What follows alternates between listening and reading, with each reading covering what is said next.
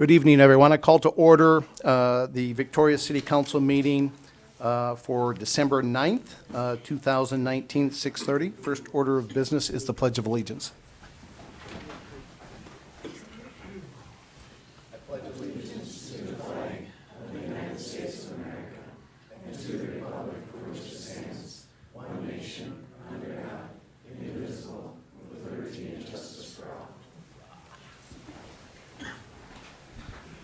Okay, tonight we have some announcements briefly. Fall workshops, special meetings, and upcoming events. December 11th from 6 to 8, we have an open house for the small area plan visioning, Victoria Works, in the council chambers. December 16th, a week from tonight, we have a special meeting of the council for the 2020 budget. December 17th, there's an open house for the Arboretum Area Transportation Plan at the Arboretum. And then finally, December 19th at 5 to 7, open house for County Road 10 corridor in the Chaska Community Center. And then Dana, real quick, we were having a few issues technically. I think it's fixed. But if anybody is at home trying to listen and you can't get on, there were some technical glitches with YouTube or some section. In just a moment, we're going to be recognizing one of the firefighters who is retiring, and Chief Heger will perform that honor. Before we jump to that, and since a number of our firefighters are in attendance this evening, we'd like to take a moment to publicly recognize and thank all of you, our volunteer firefighters, for your selfless service to our community. Keeping people and property safe is important, and that comes with sacrifice, not without sacrifice. You're the first responders and often first on the scene. You face danger and unknowns to respond to fire calls, medical calls, and accidents, and to assist with water or confined space rescues, missing persons, even hazardous spills. Sometimes the work you do is seemingly trivial, but of great importance and dangerous, like traffic control, especially at accidents with the cars. Sometimes the work you do is not always visible to the public, like helping a resident who has fallen in their home. Each of you put a tremendous amount of time and effort, not only in response to emergency and service calls, but in the training you are so prepared to respond to the many different types of emergencies and calls you receive. As firefighters and first responders, each of you render aid in so many different ways. On behalf of the City Council and with sincere gratitude, we thank each of you for your service to our fire department and to our community. Would our firefighters please stand and be recognized?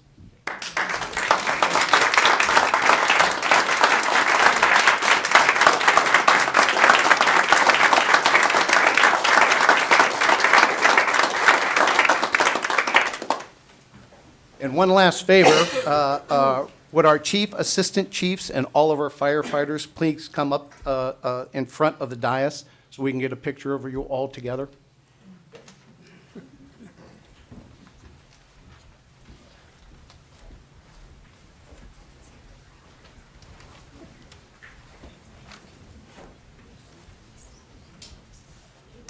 Do you want? Yeah. Dana, did you want the council up here? Council up there too. Council You're up gonna here. have to like each other.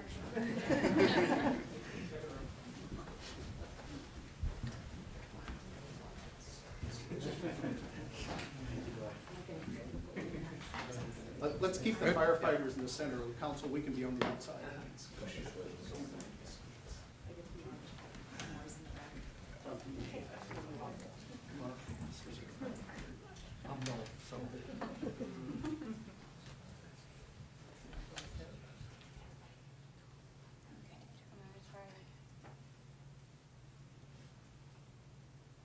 And I'm gonna take one more.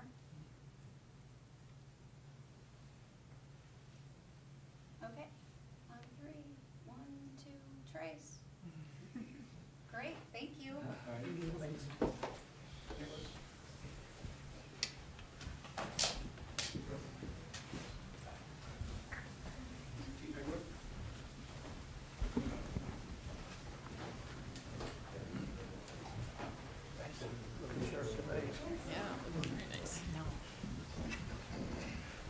With that, we're going to turn it over to Chief Hegler. Chief, go ahead. Good evening, Mayor, Council. Thank you for the the nice statement there. We truly appreciate that. So tonight's kind of a bittersweet evening for us, but we are here to recognize firefighter Russ Wall for 21 years of dedicated service to the Victoria Fire Department and the city of Victoria. So Russ joined the fire department in August of 1999 and recently retired at the end of September of this year. So his commitment throughout that time was very evident. Russ went on to serve as a fire apparatus operator and also held a position as captain within the department. So the fire apparatus operator is essentially an engineer or drives the truck and operates all the pumps and hoses and everything like that. So some specialized training that goes along with that. So throughout Russ's career of 21 years, he responded to thousands of emergency calls, making an impact and touching the lives of many people that he had never met. In addition to recognizing Russ tonight, I would also like to recognize Russ's family, who's here with us as well. As you mentioned in your statement, this is a sacrificing position, and that sacrifice is also felt amongst the family through many missed family functions and holidays and all that stuff, kind of stuff that goes along with it. So without the support of the strong family network at home, the position that Russ successfully held for 21 years is not available. So our entire group that's here tonight has significantly benefited from serving with Russ over his 21 years, not only being a great friend to us, but his experience and the knowledge that he shared with us throughout those years is invaluable. So on behalf of the city of Victoria, I would like to have Russ Wall come up here and accept this plaque, recognizing his 21 years of service with the fire department. And on this plaque is Russ's helmet shield that he wore on his helmet. So congratulations. Thank you. Thank you. So.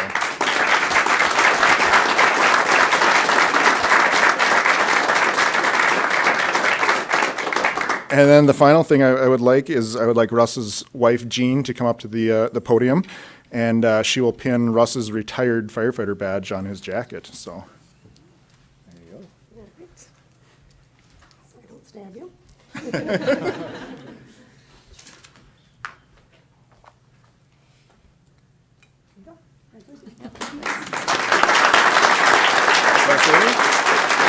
you like to say anything? Well, I enjoyed my 21 years plus as a volunteer. When I originally came in '96 and built here, I joined 2 years after that because somebody was looking for some volunteers for the fire department. At that time, I didn't have no clue that you were even getting paid or there was no retirement. I just did it just because I wanted to support the community. So with that aspect, I enjoyed all these 20 years. The city has grown from 2,500 to whatever it's at now. So it's grown quite a bit. So my whole career it's seen the city grow as I lived here. So and served the city and the country. I was in the military too. So I was working for 3 federal governments or military and so on. So but this ends my career for a government position. So, but I appreciate you guys taking the time to see people like us retire, and like I said, we enjoy the community. Thanks. Again, on behalf of the city and the residents who have nothing but high regard for not only all of our first responders, the sheriff who was here earlier, and all of our fire department. And so thank you Great. For all that you've done. Yeah, thank you.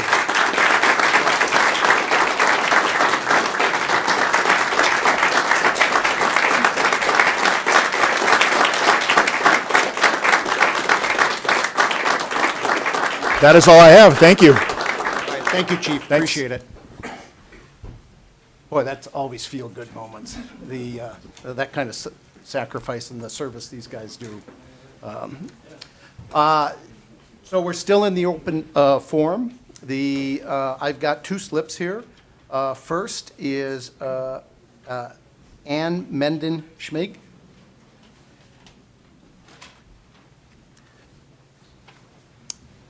We've never seen you before, have we?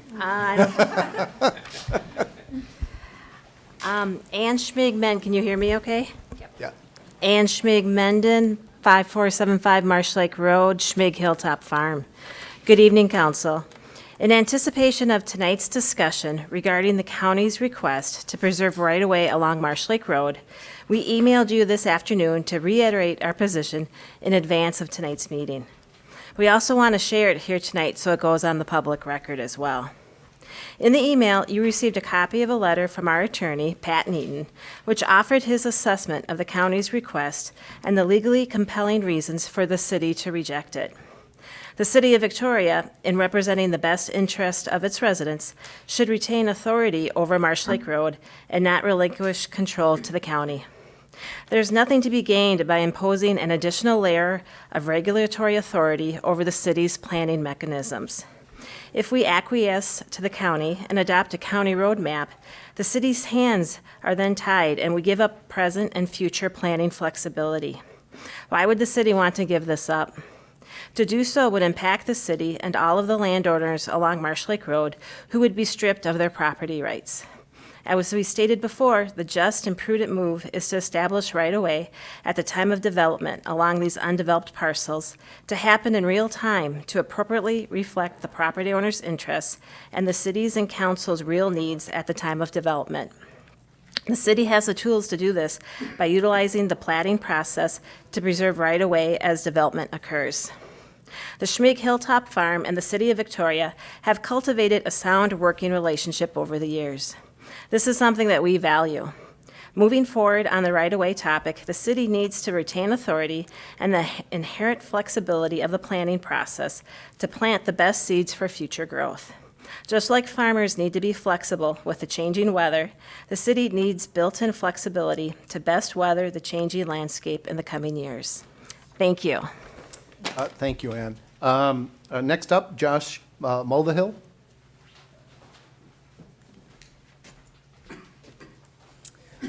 Hello again, Council. Josh Mulvihill, 5720 Marsh Lake Road. As you know, the county has requested that Marsh Lake Road be mapped, and I'm also here in regard to that subject matter. Jen and I both strongly oppose this action and ask that the City Council deny this request. While road mapping is legal in Minnesota, it's not a widely used practice and has actually been declared unconstitutional in other states. For example, in 2016, the North Carolina Supreme Court ruled that a law that allowed the Department of Transportation to reserve land for future roads without actually buying it amounted to an unconstitutional taking of private property. One lawyer stated that road mapping gives the power to impose absolute permanent development moratoria on land without designated transportation corridors, thereby suppressing the land value and reducing the amount that is paid for it in the future when it is acquired. Road mapping restricts land use, sometimes for years and often even for decades, without acquiring it from the landowners. So by mapping the corridor, it restricts what we can do with it potentially as landowners. Means that we may have restrictions in what can be done for improvement, for development, for subdividing, even selling property for the period that it is under that mapping. So the county is requesting what I understand as a citizen as an infringement upon our land ownership rights. In addition, I see this as a jurisdictional violation to the city. Marsh Lake Road is a city-owned road, and it is not a county road. It's not in the City of Victoria's best interest to freely give its power and decision-making ability to the county. And I will remind this council that traffic numbers, current traffic numbers, and future traffic projections on Marsh Lake Road do not require a highway for what we saw as about 50 years. So the current traffic volume on Marsh Lake Road projected for 2040 is 2,800 to 3,500 cars. And if you guys remember, out 50 years, that's 6,300. So if the county's asking to map a highway, that our road can handle 15,000 cars as a 2,000 lane road, meaning this is extremely premature to be making a decision like that. So this request should be met with a resounding no from the City Council.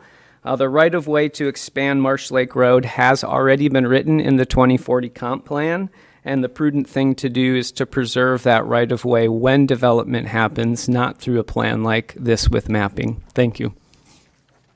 Thank you. Jacob? You've never been here before either, have you? Thank you, Mr. Mayor, members of the council. Jacob Steen with Larkin Hoffman Attorneys.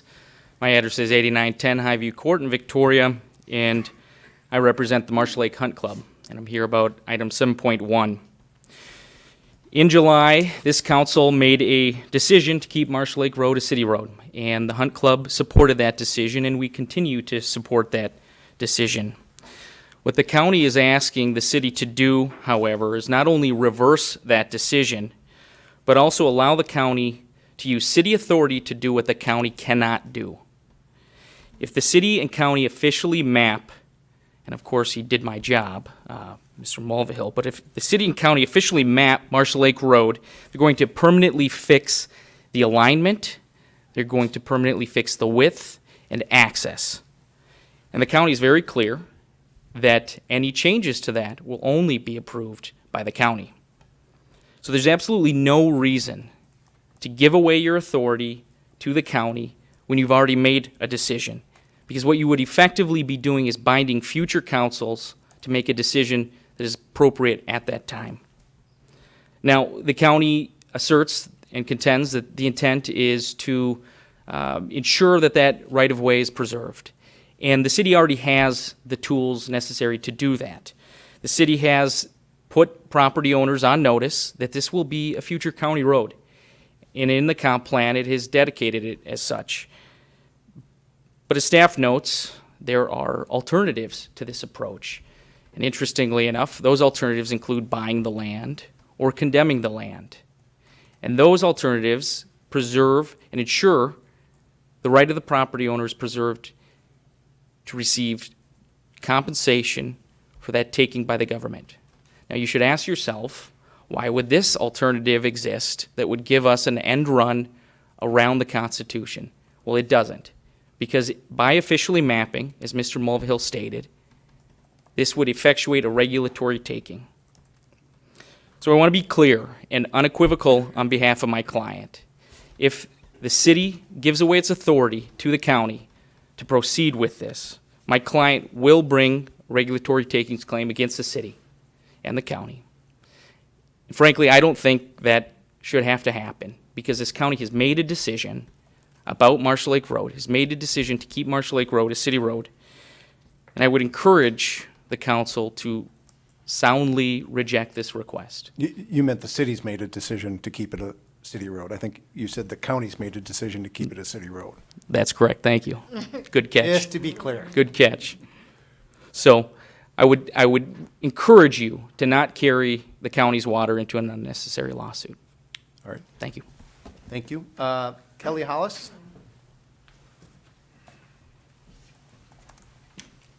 Hi, everybody. Kelly Hallis, 5760 Marsh Lake Road.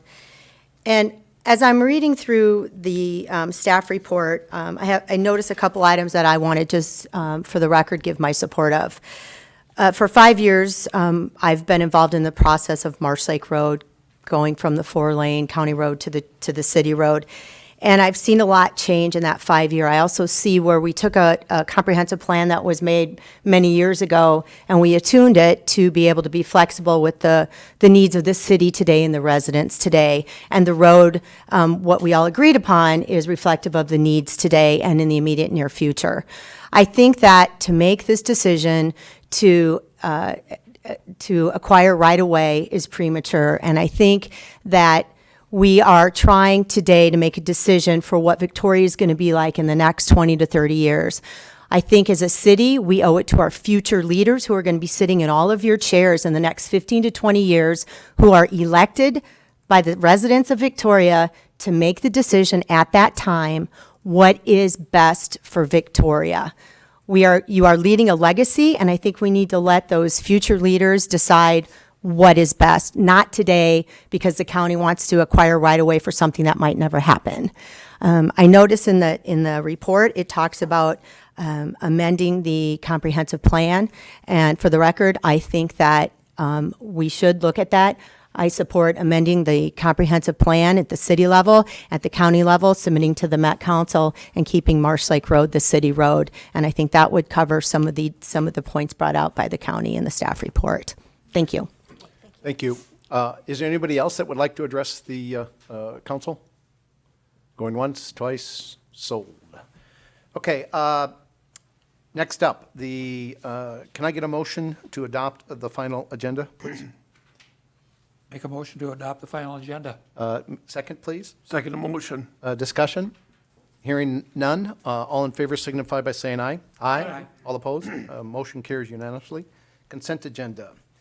Can I get a motion to approve the consent agenda, please? I make a motion to approve the consent agenda. Second, please. Second? Discussion? Hearing none from council. Is there anybody that would like to pull anything off the consent agenda? Public, staff? Hearing none. All in favor signify by saying aye. Aye. All opposed? Motion carries unanimously. First item up on the regular agenda is item 7.1. Discuss the request from Carver County to preserve right-of-way for Marsh Lake Road as a future county road. Kara, take it away. It's yours. Oh, Mayor, if I could just one comment before Kara gets wound up and gets going here.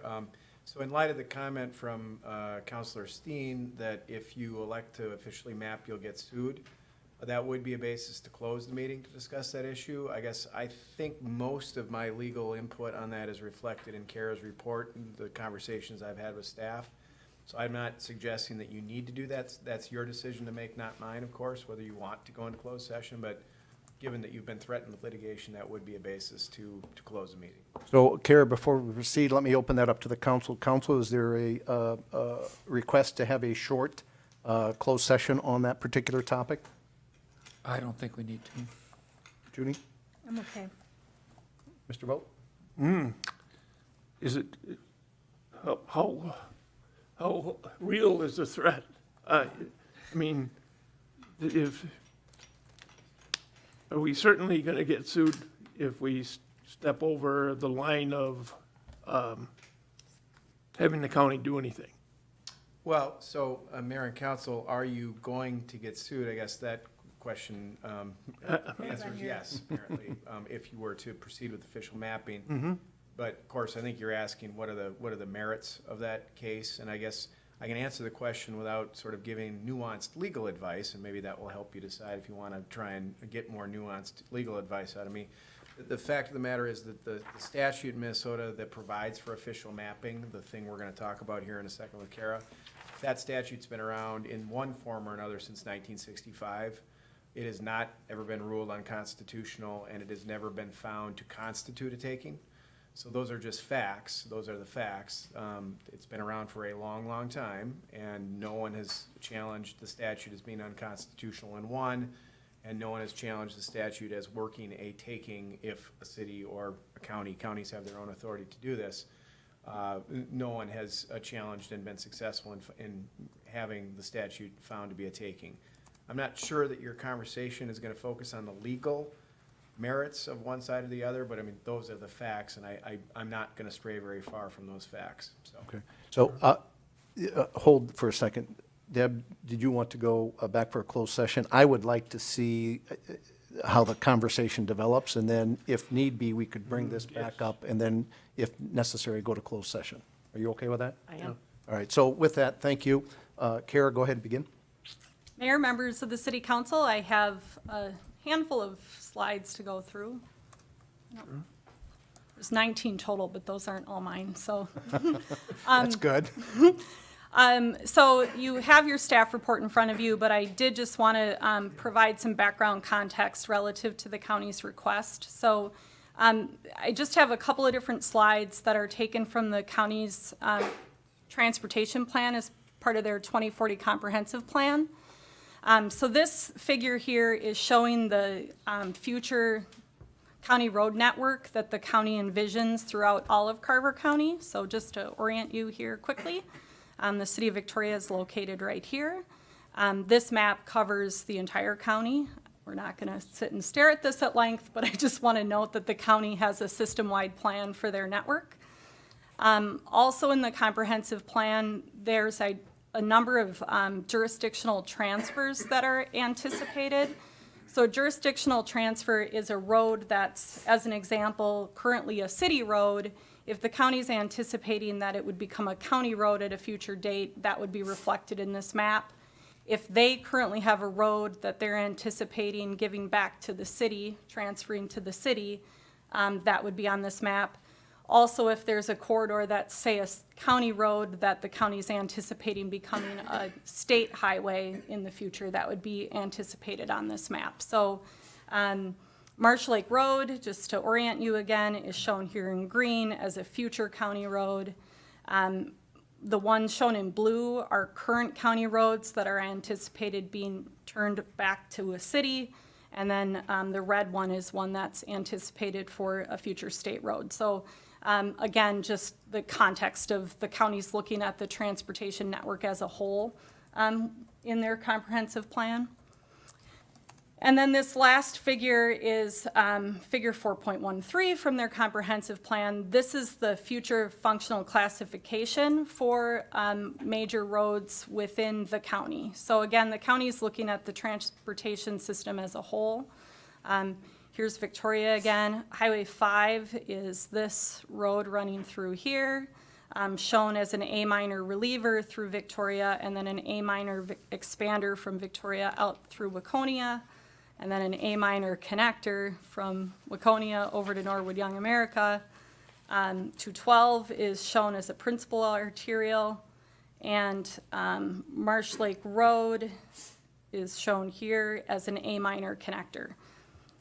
Technical information, but again, just providing that backdrop from the lens through which the county's looking at Marsh Lake Road is relative to their entire county road network. Now I just zoomed in here so we know where we're talking about. We've all seen this map before, but we're talking about this section of Marsh Lake Road. This Marsh Lake Road to the east of County Road 11 is County Road 14. So the county is envisioning County Road 14 someday extending from County Road 11 all the way through to Waconia in that, long-range 50-year view when the county's fully developed. So in the letter that was provided to you in your packet, the county continues to see a long-range need for Marsh Lake Road to be part of the county's regional transportation network. So they don't intend to initiate construction of a county road until such time as the city would request it. So they don't have any immediate plans to come in and build the county road now that the city council has made the decision that we don't want the county to proceed with building a county road at this time. But the county does continue to see a long-range need for that road as part of their network. So what they're seeking is to partner with the city to preserve the corridor as development occurs for this purpose. As noted in this bullet here, as the local zoning authority, the city has authority not available to the county to aid in the preservation of right-of-way that the council is being asked to consider.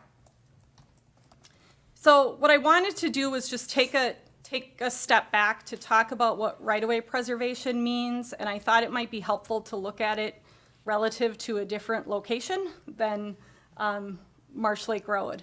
So I forgot to zoom in here yet. But what I want to talk about is Rolling Acres Road. So Rolling Acres Road is an existing county road that's been around for 50 plus years, as long as we can recall.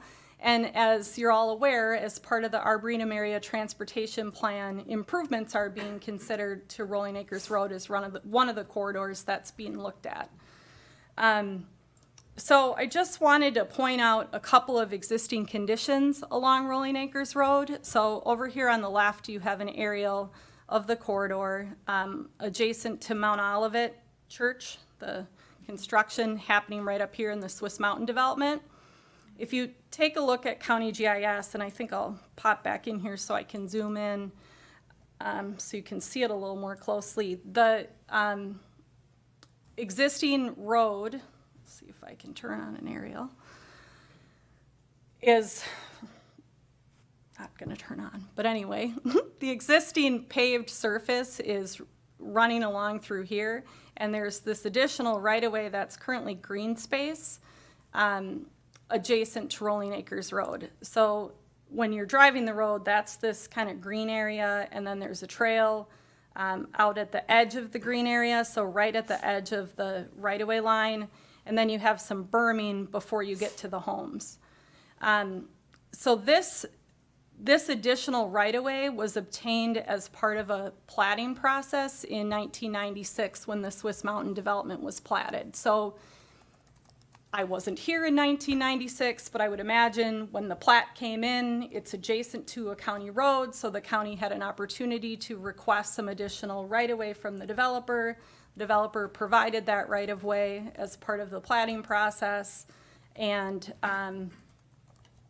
then construction of new homes occurred outside of that newly identified right-of-way. Also in the same area, then, I just wanted to point out a comparison between two different properties along Rolling Acres Road. So just to orient you here again, Rolling Bluff is located up here on the north end, and then we have Swiss Mountain through here. So I'm comparing a lot on Rolling Bluff and a lot over here in Swiss Mountain. So this one on the left here was platted in 1957 as a plat called Scotts Bluff. I measured today using GIS. It's about 62 feet from the edge of the pavement to this person's edge of their home. And again, this was back in 1957. Whoops. As part of the Swiss Mountain plat, additional right-of-way was dedicated along Rolling Acres Road in anticipation that it would be widened at some point. So the home is about 89 feet from the edge. So as we look in these two areas at expanding, as we all know that Rolling Acres Road has some deficiencies. We're missing turn lanes.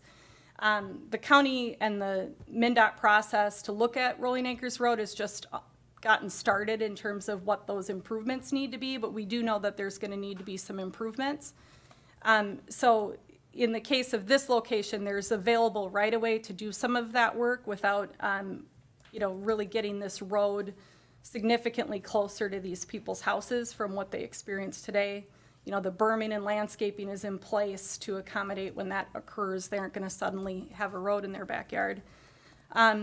Up in these other areas, you can see, it starts to get a little bit tighter. So let's say this needed to widen out another lane.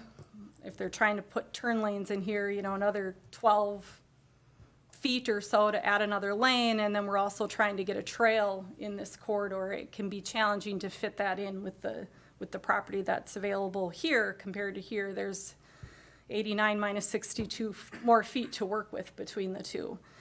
So at the time of the Swiss Mountain plat, even though there wasn't any programmed planned improvements for Rolling Acres Road at that time, as part of the platting process, right-of-way was preserved to accommodate the need to make some modifications to the road in the future. Alternatively, I wanted to just highlight the challenges associated with acquiring right-of-way for a project if houses are already built. So this is an example that the council's familiar with, so that's why I put it in here. The council had an opportunity to weigh in on intersection improvements for the intersection of County Road 43, 11, and 18. There was a number of alternatives, if you recall, that the county and the county's consultant had been looking at for improving that intersection. But one of them was a roundabout, and I think going into the study, there had, at least myself personally, I had gotten a lot of requests from residents saying, oh, it would be great to see a roundabout at that intersection for a variety of different reasons. But when they came in to drop the footprint of the roundabout, suddenly we had an entire property that was going to have to be purchased with a home, with people living in it that would need to be relocated.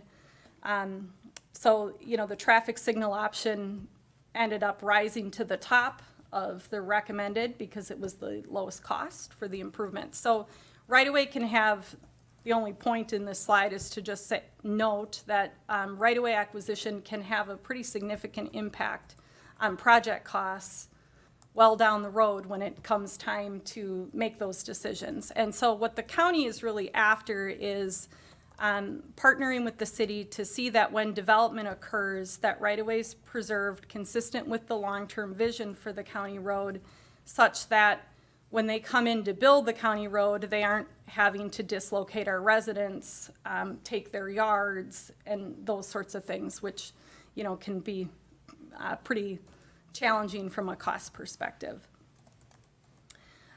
So in your packet, I just included a map that just generally highlighted the property that's undeveloped.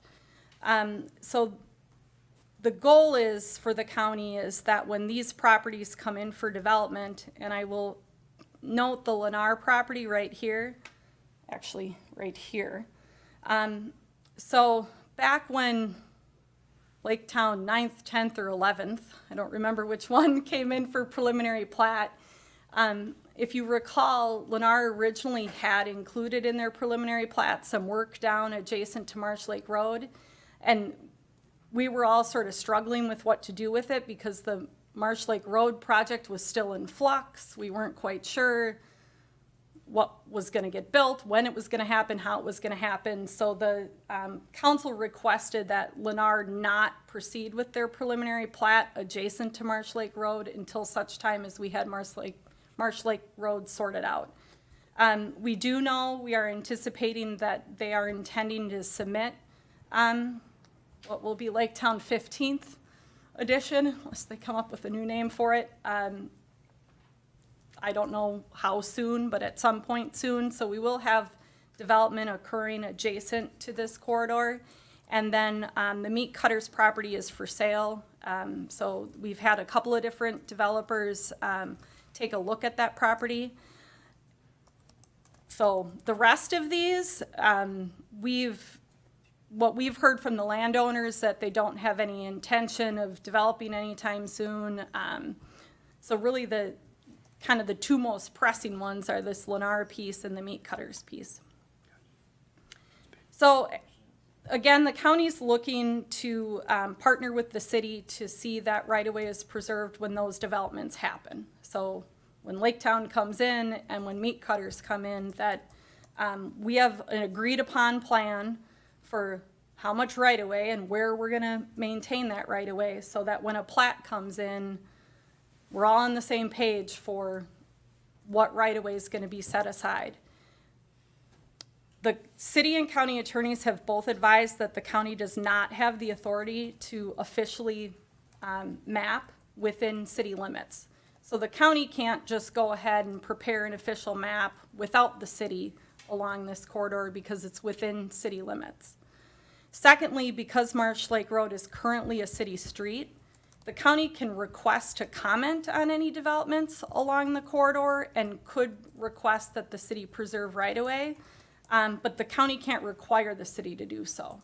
So, you know, absent an official map or a memorandum of understanding type agreement that agrees that we're going to do this, you know, the county can ask all they want, but the council can say, you know, no, we don't want your county road, or we don't want to dedicate this additional right-of-way as part of the plat. The city attorney did note a couple of other options. These were outlined in your staff report. The county could directly go in and start negotiating with landowners to purchase the property. They could pursue condemnation of the right-of-way now, provided that the county could demonstrate that there's a public purpose now for a future county road, which seems like that might be a challenge. And then the third one he mentioned was potentially pursuing recording a right-of-way plat. I'm not familiar with that process. Bob can certainly speak to it if there's questions about that.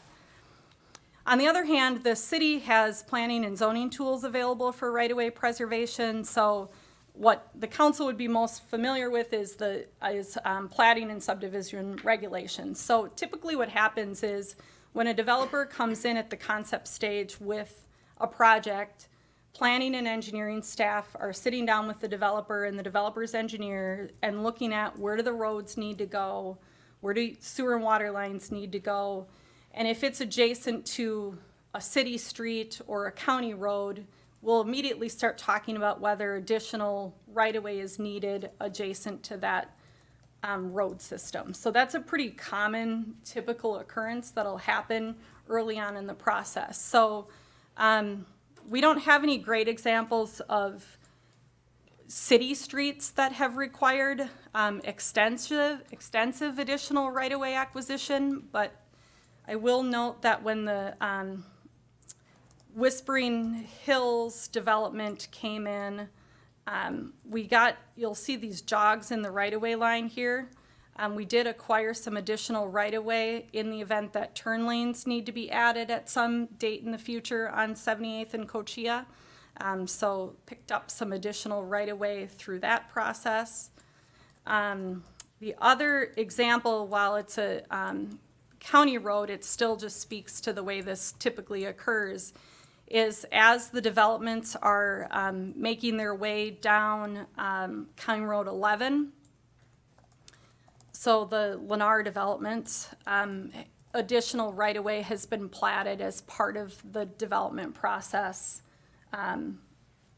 when they come in. So they submit an application, they're next to a county road, we flag for them early in the process that the county's gonna be looking to get, an extra so many feet of right-of-way, and that'll get worked into their plan right from the beginning. So then the second item noted is the official mapping process that's laid out in state statute. Bob can certainly speak to the details of that. I went into it a little bit more in greater detail in the staff report. I'm not going to repeat all of that here. Generally, what I would say is that at the end of the day, the county's looking for us to partner to see that this right-of-way is preserved. In the examples I gave, where it's typically just a little bit of additional dedication, in my experience at the city, there hasn't been any compensation given to the landowner to accommodate an additional 20 feet, an additional 30 feet. Where it starts to get tricky, though, is if you're realigning the road significantly, where you're starting to have an impact on the adjacent property. I would imagine that a developer would likely be looking for compensation in that situation. And, if they were doing a PUD, then you'd be working through what the trade-offs are for that additional right-of-way versus whatever they're asking for. Or we might be in a situation where they're seeking compensation for that. The official mapping process does outline too, needing to compensate the landowner if you are preventing them from developing according to the subdivision ordinances to accommodate that plat. The county has indicated that, of course, they would be a financial partner in providing that compensation to the landowners under any of these scenarios. So they aren't looking for the city to just on its own preserve right-of-way and fund it without any involvement. They really do view it as a partnership. Today you did get an email that I forwarded to you from Lyndon Robgent, the county engineer, reiterating that and highlighting some facts. I will note that he wasn't able to be here tonight, but Darren Milkey is here, the deputy county engineer, if you have questions for the county. Alternatively, as noted in my staff report, if when the council decided that they want to proceed with Marsh Lake Road as a city street, if it's the council's intent that it never be a county road and we don't want to plan for it to be a county road, the way that you could solidify your intent would be to amend the comprehensive plan. So you could request staff develop an amendment to the comprehensive plan where we eliminate references to Marsh Lake Road as being a future county road. We would probably set some parameters for, what we mean by a future city road, but, make it clear that that would be your intent.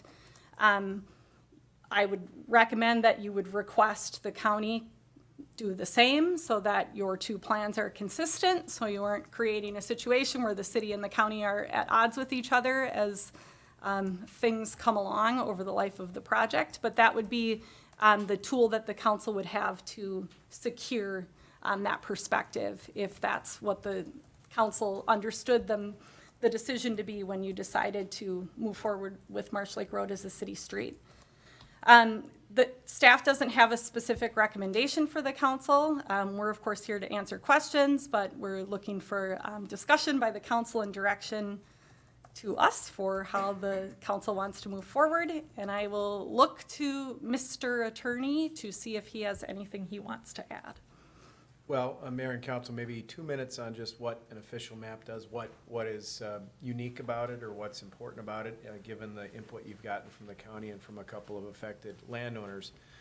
So fundamentally, what it does is it takes your comprehensive plan and the county's comprehensive plan, both of which show a future county road in a general location, the current location of Marsh Lake Road, and makes that a little bit more granular. Right, it actually would show the contours of the future county road, right-of-way in a map form. That map gets recorded. It gets made into a public record. It puts everyone, in other words, along that road on notice that in the future the government intends to have a, in this case, wider road with certain contours, and that the government intends at some point in the future to acquire the right-of-way for that road in some way. That's fundamentally what it does. That's not very controversial, I don't think, what I've said so far. What's a little bit controversial, given the input you've gotten about the way Minnesota's official mapping law works, is that the law says if after the government has officially mapped future right-of-way, you, the abutting landowner, want to build something in that future right-of-way, you've got to get a permit to do that. And if you don't get the permit, whatever it is you build in the right-of-way, you're not going to get compensated for in the future if and when the government acquires that right-of-way. So let me say that again. You have the right to build things in that right-of-way. You just have to get a permit to do it. If you get the permit, you would be compensated for that structure or that improvement in the future if the government ever acquires that right-of-way. If you go forward without the permit, you're not going to be compensated for whatever it is you build in that right-of-way, a house or a part of a house. So that's fundamentally what it does. That is significant, obviously, because it discourages greatly folks from building things in that right-of-way in a way that just your comp plan may not do. Right? Your comp plan may continue to say into the future, this is a future county road, and that means this is probably going to be a wider road in the future. Well, that doesn't say to folks exactly where that right-of-way is going to be or what the consequences are of building too close to that future road. So that fundamentally is what official mapping does, and what you've got a couple of landowners saying is we have rights to the property today. If you impose this official map on us, you're restricting our ability to build there because you're putting us at risk if we want to build in that future right-of-way some improvement. Have there been cases on this that have gone up to the Minnesota Supreme Court where you've got an interpretation? Mayor, there have not, to my knowledge, been any concrete interpretations of the argument made, which is that at the time that the government would adopt the official map, that at that point is a taking of property, that you've got to compensate the landowner for the property today, not tomorrow, if and when the government takes the property. I'm not aware of any interpretation of that, and I would be aware if there was such an interpretation. All right, thank you. Mayor? Yep. Sorry, I just wanted to make it clear that if you had an opportunity to read through Lyndon's email today, he was noting that alternatively to the official map, if the city wanted to pursue entering into a memorandum of understanding that simply would document what that long-term need would be for the right-of-way, that then that MOU would be used when the Lake Town development comes in, when the Meat Cutters development comes in. That would be another alternative that would be really within that plating and subdivision regulation bucket. I think the intent is that, the goal would be that we have some consensus about the fact that we're preserving right-of-way, but where is the right-of-way, how much right-of-way, so we're not debating where the road's gonna go with each individual plat. So the city would issue the memorandum of understanding. That would be a joint agreement Joint between agreement. the county and the city. All right, counsel, Mr. Gregory? Thank you. Personally, I really question the need for this road to ever be a county road. I think the residents spoke loud and clear through over 100 emails that they opposed a 55-mile-an-hour road through this area. I think we can, I'm not opposed to acquiring right-of-way through the planning process to widen this road at some point with proper shoulders and that type of thing. But I really, really question whether we will ever need a county road. Mr. Mulville is correct in his numbers there. As far as 20 years from now, the county projects this road anywhere from 2,800, and my number was 3,700. And then up to 50 years, possibly 6,000 cars. That's not very many cars. I mean, if you look at, make that into a 55-mile-an-hour road simply because of capacity. You look at the long-range future, yeah, the county does want to have a transportation route from Waconia, but every time I hear them talking about this road, no one really talks about realigning Teller's Road to match up with Marsh Lake Road. I think there's talks about roundabouts at Teller's Road and possibly a roundabout at Marsh Lake Road, and that makes sense. But from my perspective, it makes much more sense to try to divert traffic south to County Road 10, which is in the process of studying whether or not we're going to improve that to a 4-lane road. So sending traffic south to 10 on 43 makes sense. According to Lyndon Robgen, last time he spoke here, he thought that even if we did make a county road through Marsh Lake Road, most traffic would end up going south anyways, down County Road 11 towards County Road 10. So it just doesn't seem to make sense to try to divert traffic through Marsh Lake Road on a 55-mile-an-hour road just so they can end up on County Road 10 eventually. Let's try to shift them sooner on County Road 43 and get them down to 10. As a taxpayer of the county, I don't want the county to waste tax dollars. This is a $10 million project. Right now, we need the county to spend money on 82nd Street. We need Rolling Acres Road reconstructed. We need a 4-lane road on Angler Boulevard. We need millions of dollars thrown at Highway 5 in order to relieve some traffic there. We've got that Highway 5 is 11,000 cars over capacity today, and we need to spend money wisely. Spending an extra $10 million on a road that just doesn't seem to merit a 55-mile-an-hour road just simply doesn't make sense. I'm in favor of amending our 2040 plan to say that this will always be a city road. Through the planning process, we can acquire some extra right-of-way to widen it someday, to improve the shoulders, but to map out a county road 50 years down in the future simply doesn't make sense. Thank you. Counsel? Kara, would you go back to the map that showed the county's plan for, right here. Thank you. If you could run your cursor on 43 from where it goes from 11 down to 10. I mean, the plan here is for that road to someday in the future become a 4-lane road, is that correct? No, not 4-lane. 43 will always be 2-lane, at least? Yep, What about County Road 11 through Victoria? 2-lane, right? 2-lane except maybe down by Angler, by south of the railroad tracks, as you come up to that intersection. That corridor study's underway that'll dictate that, but So when this cross east-west road first was conceptualized many, many years ago, do you remember when, off the top of your head?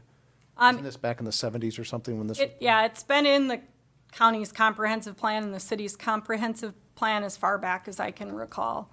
In the 2030 comprehensive plan, that plan called for it to be 4-lane. But the county subsequently amended that plan to bring it down to a 2-lane because the traffic projections were too high.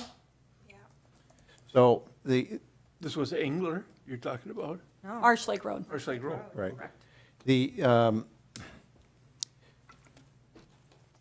To kind of remind the public and to kind of thinking out loud here for a moment, as I remember the discussions, the Marsh Lake Road and then, of course, east of that, originally that was supposed to go all the way to 41, and Chaska put the development in. You've got the roundabout. There was supposed to be a bridge. It was supposed to be an east-west corridor, if you will, but it's already been capped on the east end, if you will, over there by 41. So you're never going to get that through traffic.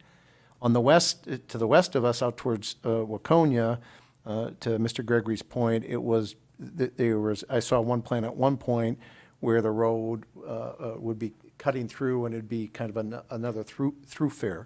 But that doesn't exist here either. So it seems like this road is capped on both ends. County Road 10, and all of the discussions I've had with the county and Linden, that's where you're going to see the east-west corridor. It already exists from end to end, unlike the Marsh Lake Road.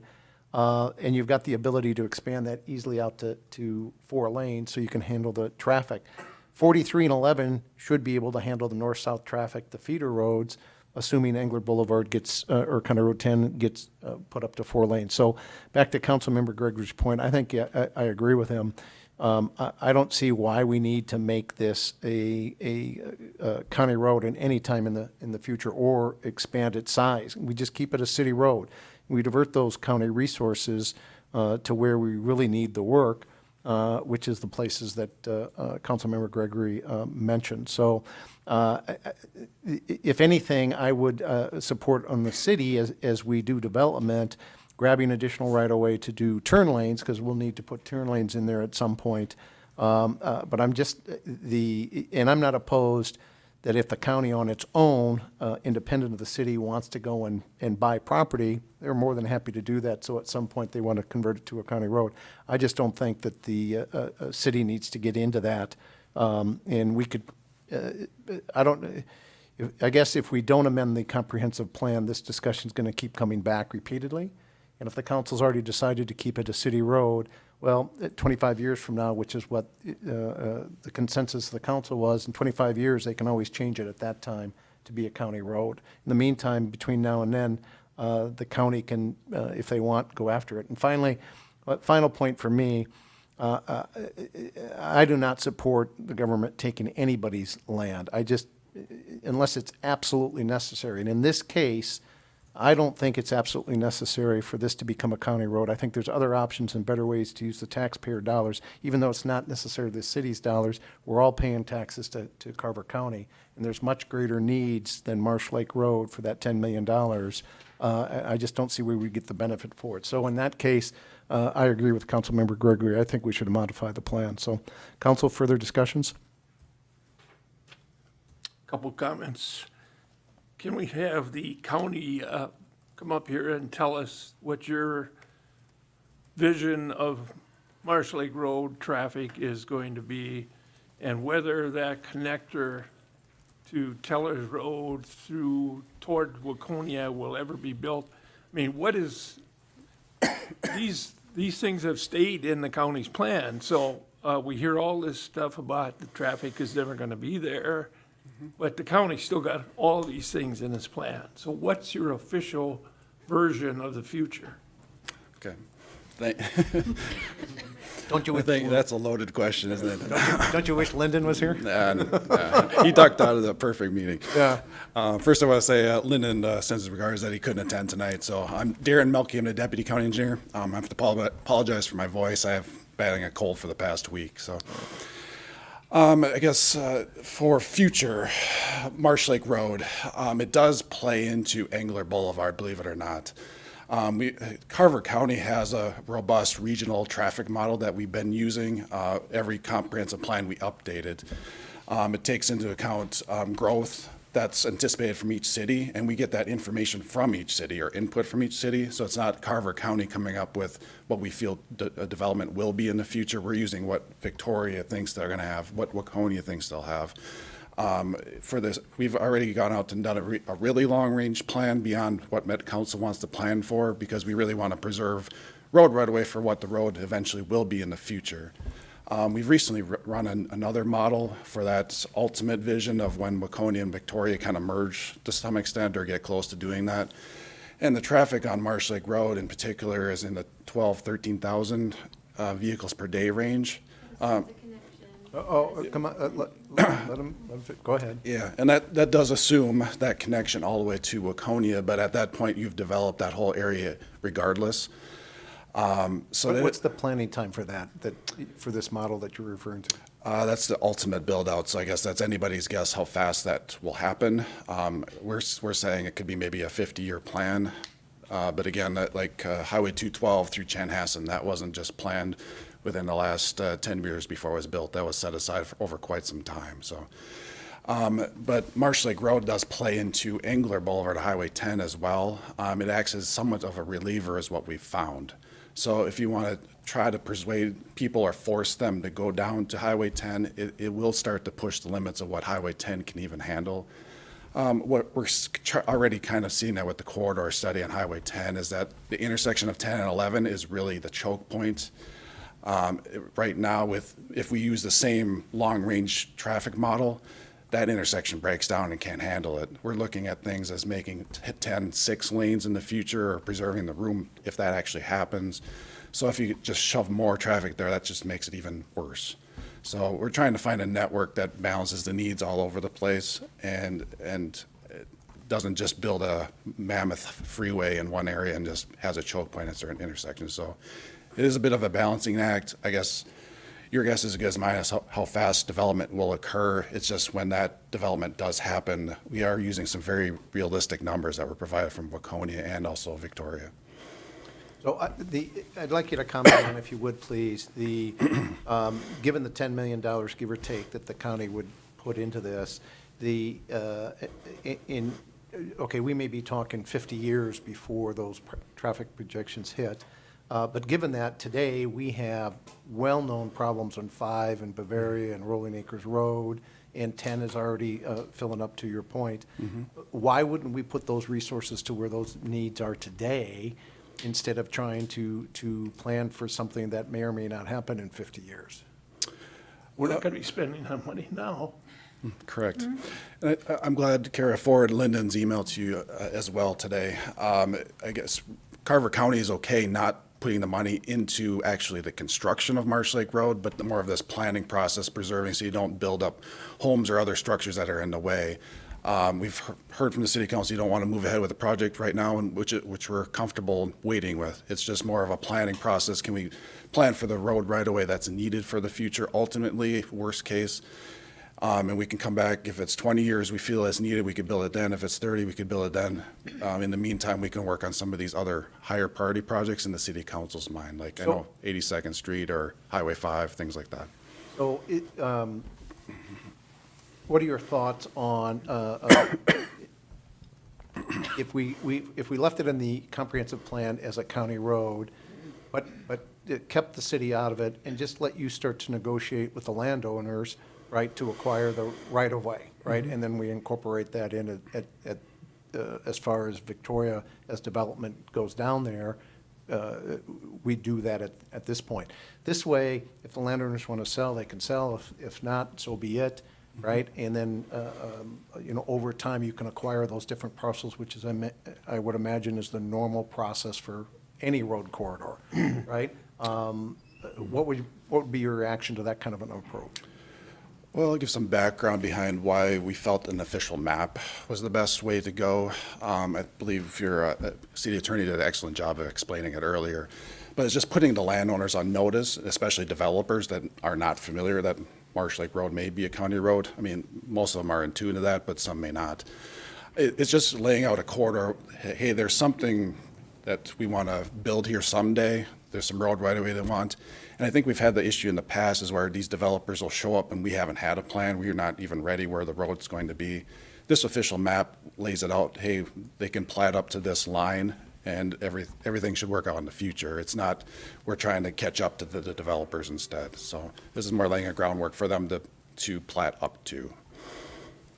Right, but part of the problem is if in fact we do this and the city ends up in a lawsuit, then we're ending up defending what the county wants, right? And we don't have the resources that the county has. Correct, and that's, Right. yep, oh, sorry. Yeah, I think that's why Lyndon had mentioned that we could do some sort of a memorandum of understanding, as well as when new developments come in, the right-of-way that's platted or dedicated to the public matches this plan that we have in place. We don't necessarily have to do an official map. Carver County has actually adopted an official map ourselves for Highway 212. Also, another example for a city is City of Chanhassen officially mapped Highway 101 up the bluff. They did that for us because that's within their city. So some local examples. All right, thank you. Counsel? Darren, one question. Sure. I understand the concept of, this integrated road system and trying to build relievers. As I look at Pioneer Trail, going into 41, that's already got 14,000 cars a day. And along Pioneer Trail, within the city of Chaska, there's 8 stoplights. 8, just to get through. How is that ever going to be a preferred commuter route or any kind of a major reliever? Reliever for Marsh Lake Road, are you saying, or? If you're going to build Marsh Lake Road, where are you sending them to? If you're going to try to send them down Pioneer Trail, that doesn't make sense to me. I guess the answer your question is our regional model does look at current trends where people are traveling today. I believe Lyndon must have mentioned earlier that a higher percentage of vehicles will take Marsh Lake Road and then go south to 11. We believe to get the Highway 212 interchange would more likely be a preferred spot. Once those areas get so congested, though, like Highway 10, 11 intersection, they will look at other alternative routes, like taking Pioneer Trail through Chaska to try to get on 212 in a different location. So That's pretty well at capacity already.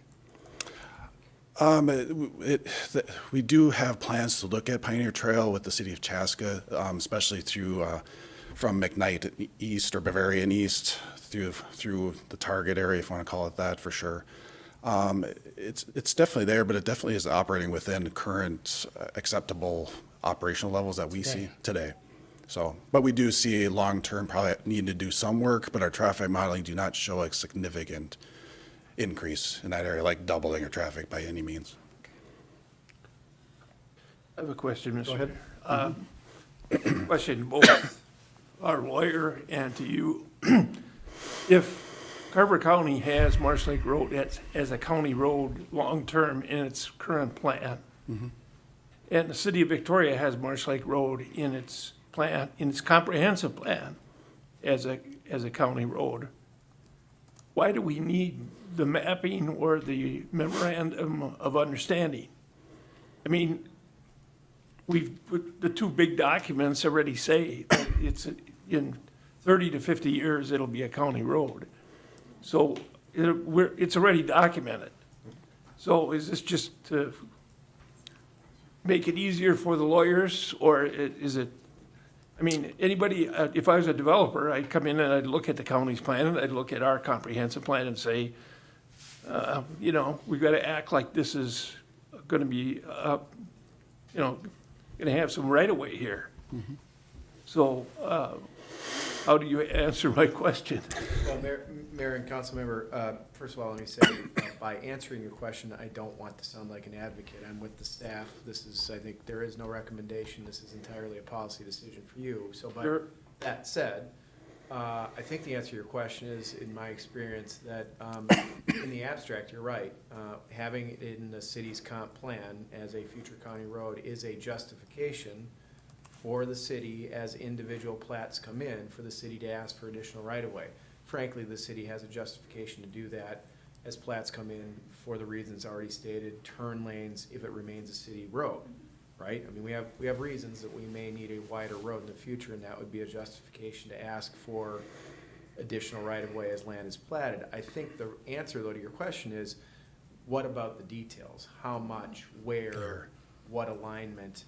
And the official map can answer some of those questions. So again, I'm not an advocate one way or the other. That's what I've seen as the answer, is that rather than just saying we need 30 feet from everybody, that's a more granular answer to the question as properties develop.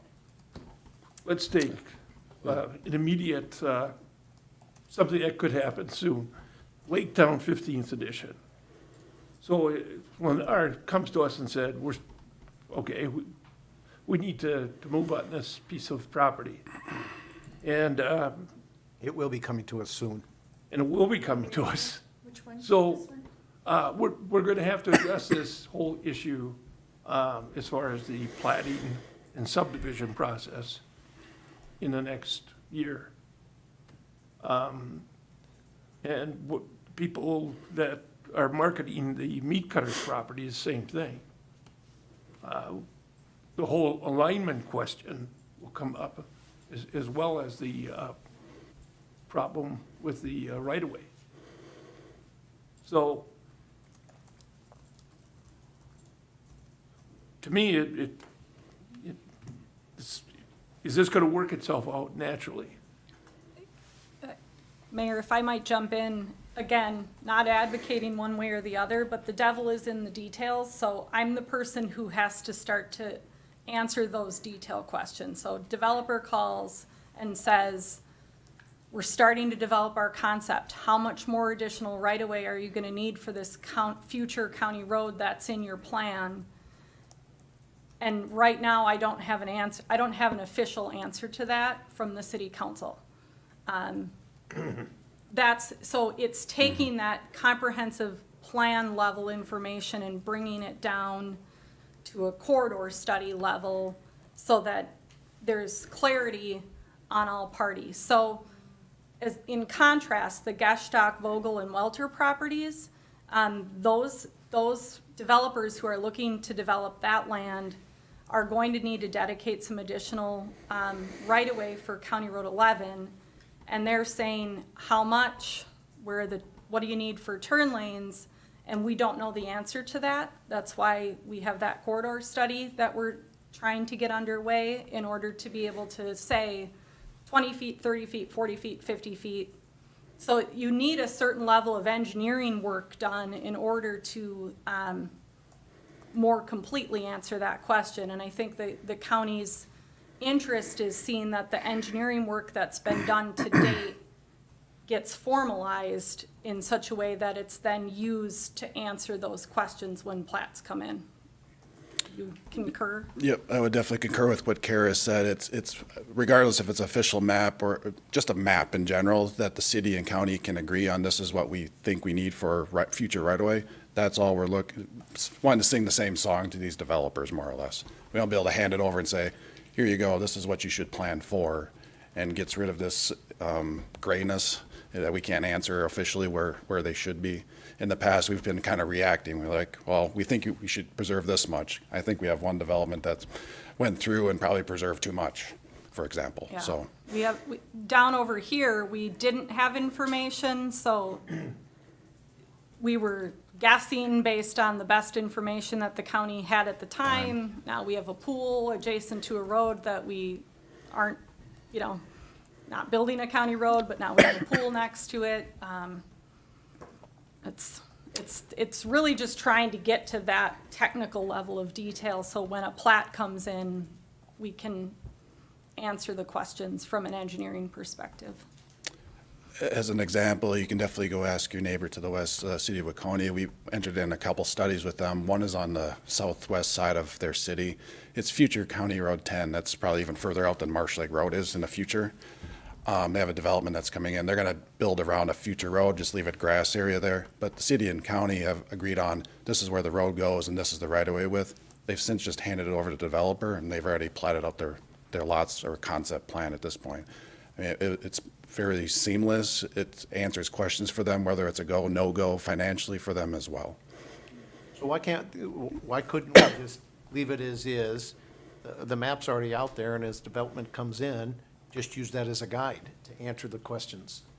So we figured there's probably about 30 hours worth of work left to kind of package up the work that's been done to date on the county road option. So, you know, we had ran some iterations and then really just stopped and walked away from it. So it's not, you know, there isn't necessarily a drawing that's ready and I wouldn't be comfortable with portraying that without the council, you know, agreeing to that being the plan. I don't, you know, staff shouldn't be driving what that plan is, the council should. So that's the MOU with a map attached or an official map.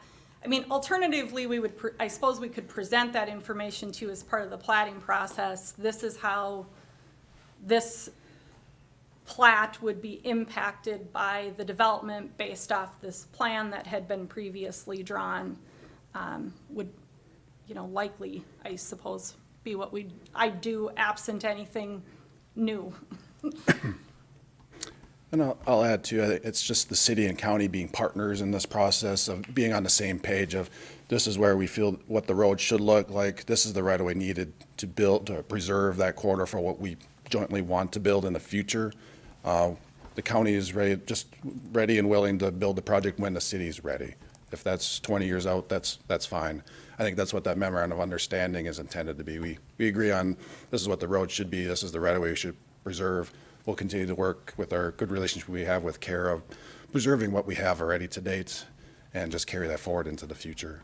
Have you talked with Laketown Township? Because they've got the other side of the road. Correct. And what's their response been?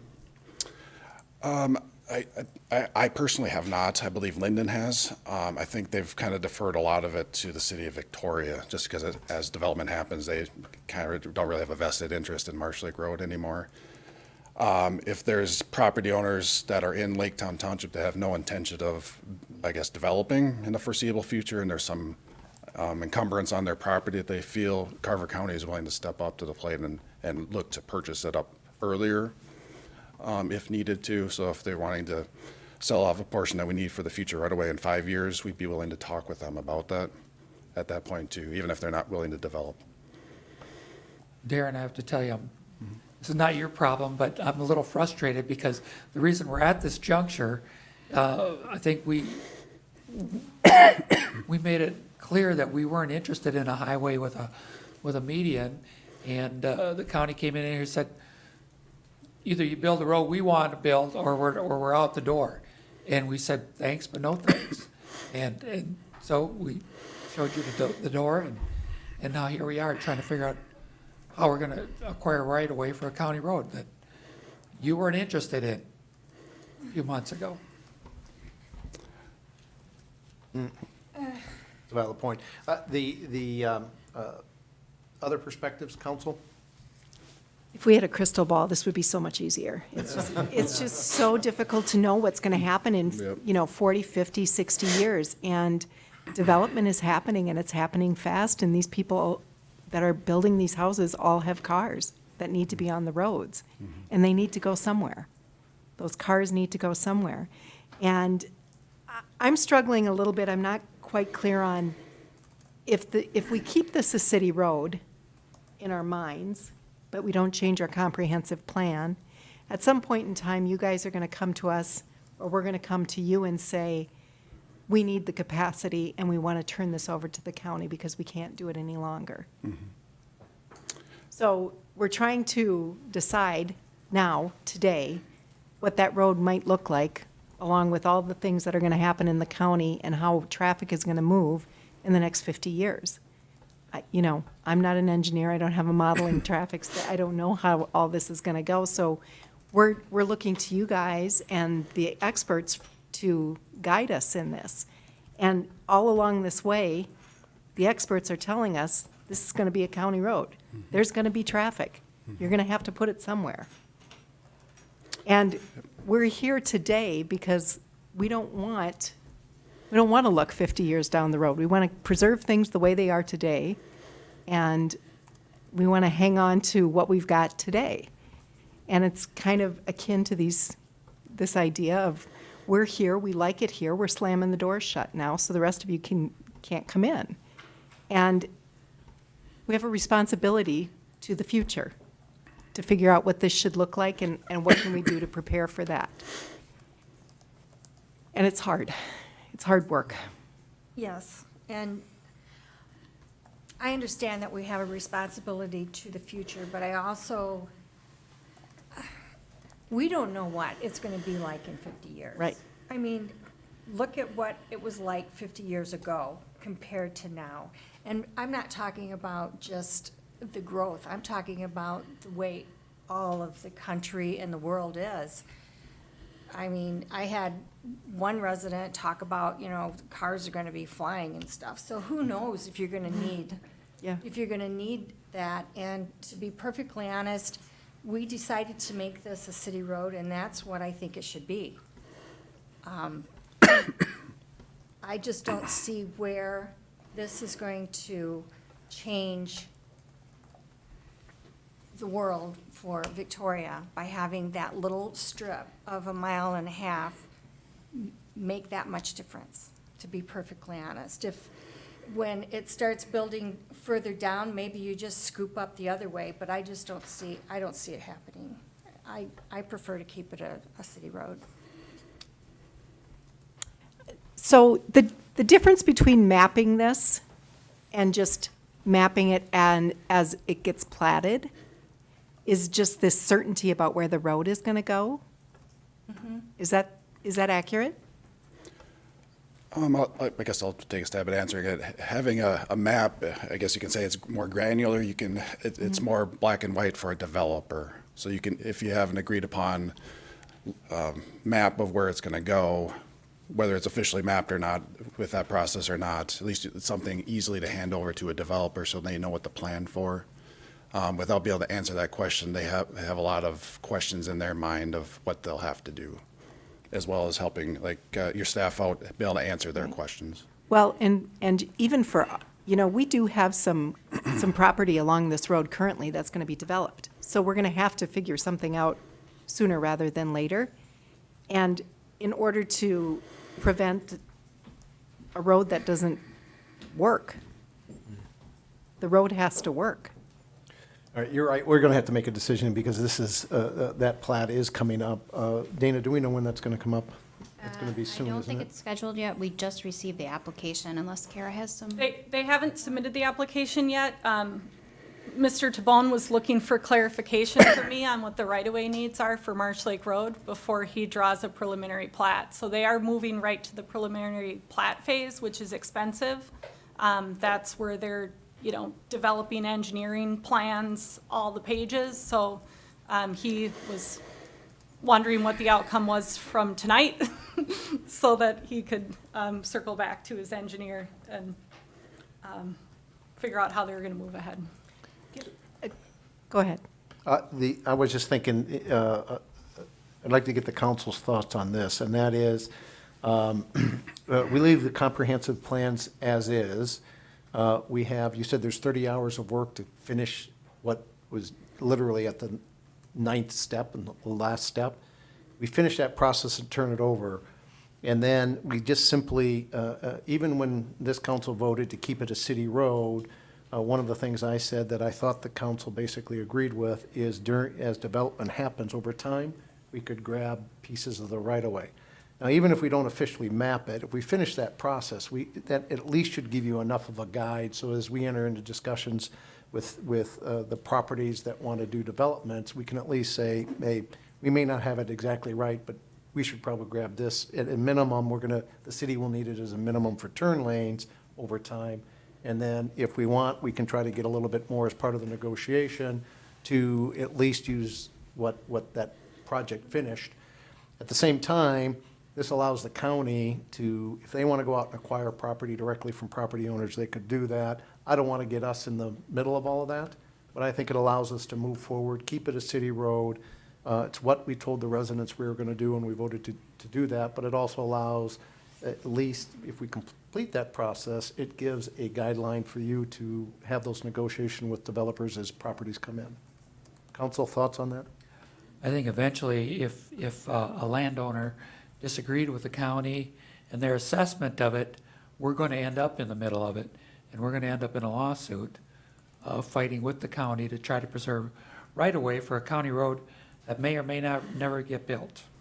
So maybe one of the things we could do, and Bob, jump in here, I don't want to put us in the middle of this, right?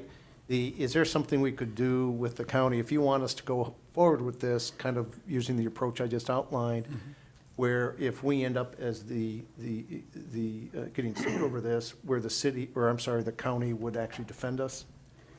Because I don't want to end up taking city resources to do that. We're not provisioned for that. We don't have the money for that. And we're doing this not for us, but we're doing this for the county. Is it like a joint powers agreement or something? Mayor and council, if you were to Hang take on. the MOU approach, which is just a fancy name for another kind of an agreement, certainly you could seek to have a provision in that kind of an agreement that says the county would indemnify. I don't want to prognosticate about the likelihood of Right. getting such a provision, but certainly you could ask for that. Barring that, the county's request to the city is to be the agent to do the official mapping, and I don't know how the county would even be joined in that, frankly. So, I mean, the city would be taking that on, the legal issue. Now, I've told you, in many, many, many years of the lobbying around, there haven't been successful challenges like that, but that doesn't mean that somebody wouldn't try. So, I'm not answering your question. I think the agreement approach is the only approach that would get to that result, possibly. All right, well, the county would probably not do it. So I'm open for suggestions. Yes, Judy, you'll have an opportunity in a second. I'm open for suggestions. I'm almost thinking, though, that we keep this a county road as we agreed, as we told the residents. I'm sorry, a city road, yes. Okay, before I get shot. We keep this a city road as this council unanimously voted on before, and simply direct staff to use their best judgment on right-of-way acquisition as properties come in. We got to find something here, guys, Okay. that we What- move this thing forward. Couple of questions. Bob made a terrible face, and I want to know what that was about. When you suggested that, because that did not, yeah, well, if that's all it is, then that's fine, but if that was some kind of horrible look that don't go that direction, I want to know that.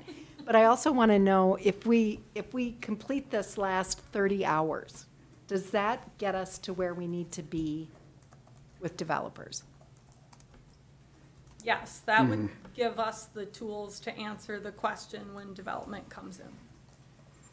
All right, so let's take these issues one at a time. Council, can we get consensus on to at least finish that last 30 hours? It seems foolish not to do that, given how much. Can we address the council? Yeah, hang on a second.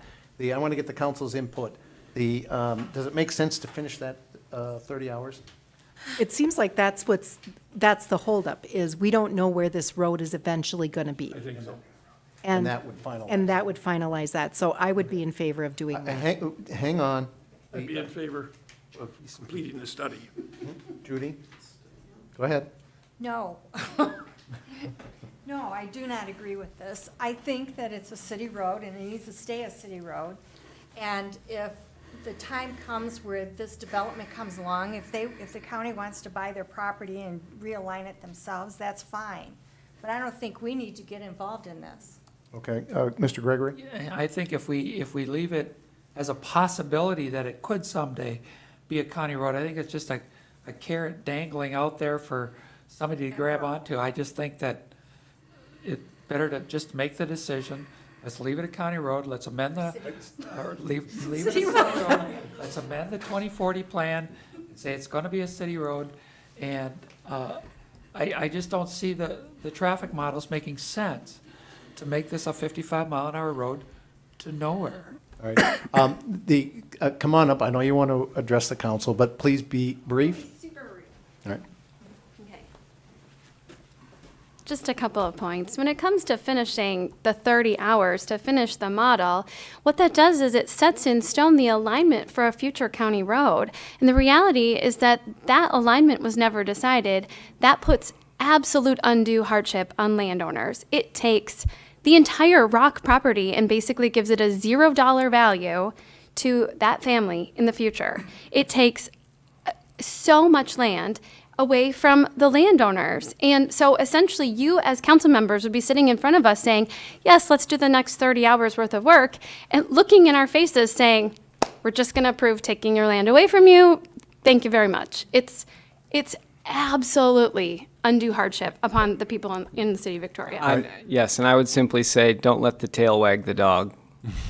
We have, a decision has been made by this council, and now I think you're just directing staff to implement it. Thank you. All right, thanks. So as I think about this, it's a tough decision, but I think I'm going to agree with Mr. Gregory and Judy and keep this a city road. And if we just stop it right now, not finish the project, then we're done. And then if the county wants to go individually or as a separate entity and talk to landowners in a quiet property, they can always do that on their own. But I think we can put an end to this right now tonight by keeping it a city road, not finishing the project. And to the point that the Mullible Hills brought up. Deb? If we change this in the comprehensive plan, what does that do for the county activity? They're not gonna go pursue right of way if we change this in the comprehensive plan. Thank you for the question. By the city council, doing an amendment to your comprehensive plan only changes the city side of it. It actually will kind of pit the county and city against one another, that we're not in agreement of what this road should be. It doesn't say prevent it from being a county road in the future. It definitely still could be. I think it's probably more discussions should be had between city and county staff before you would take an action to say it should be a city street. I don't think that's meant for just a city council meeting. It should be a joint meeting probably between both agencies and talk about it in more depth and get a better understanding of where it should be in the future rather than just at the city council level. Well, if this council unanimously already voted to keep it a city road, right, we can just put in, this keeps coming back in front of us, and we've already made that decision, and it was it was in fact unanimous, right? Mr. Mayor, we made a decision to make this a city road.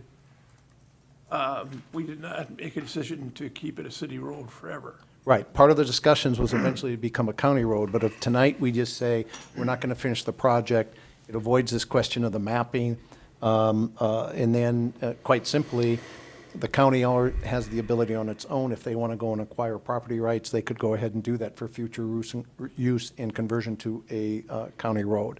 I, for one, even when we talked about it and voted to keep it a city road, we all said at that time, and it was discussed extensively, that at some point in the future it would be converted over to a county road. So let that road mapping and all of that happen. Let the county go ahead and take that if they will.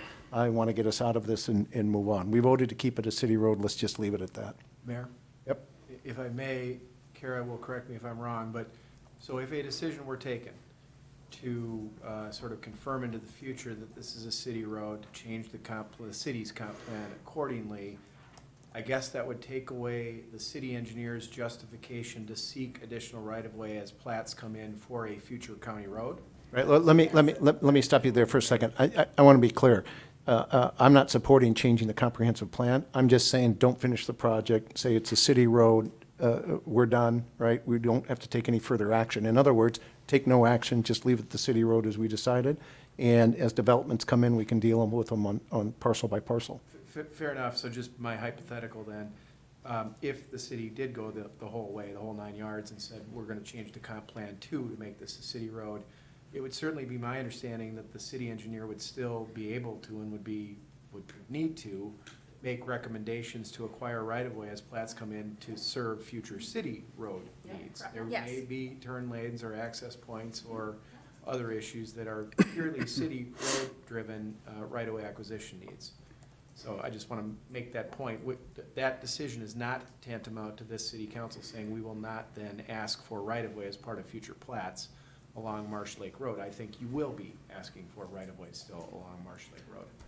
Well, No, I agree. I mean, requiring enough right-of-way for widen the road, shoulders, turn lanes, possible curb and gutter, all of that could happen 50 years from now. We don't know that. But yeah, certainly acquiring enough right-of-way for those types of things through the planning process, and I don't see that as being a big issue.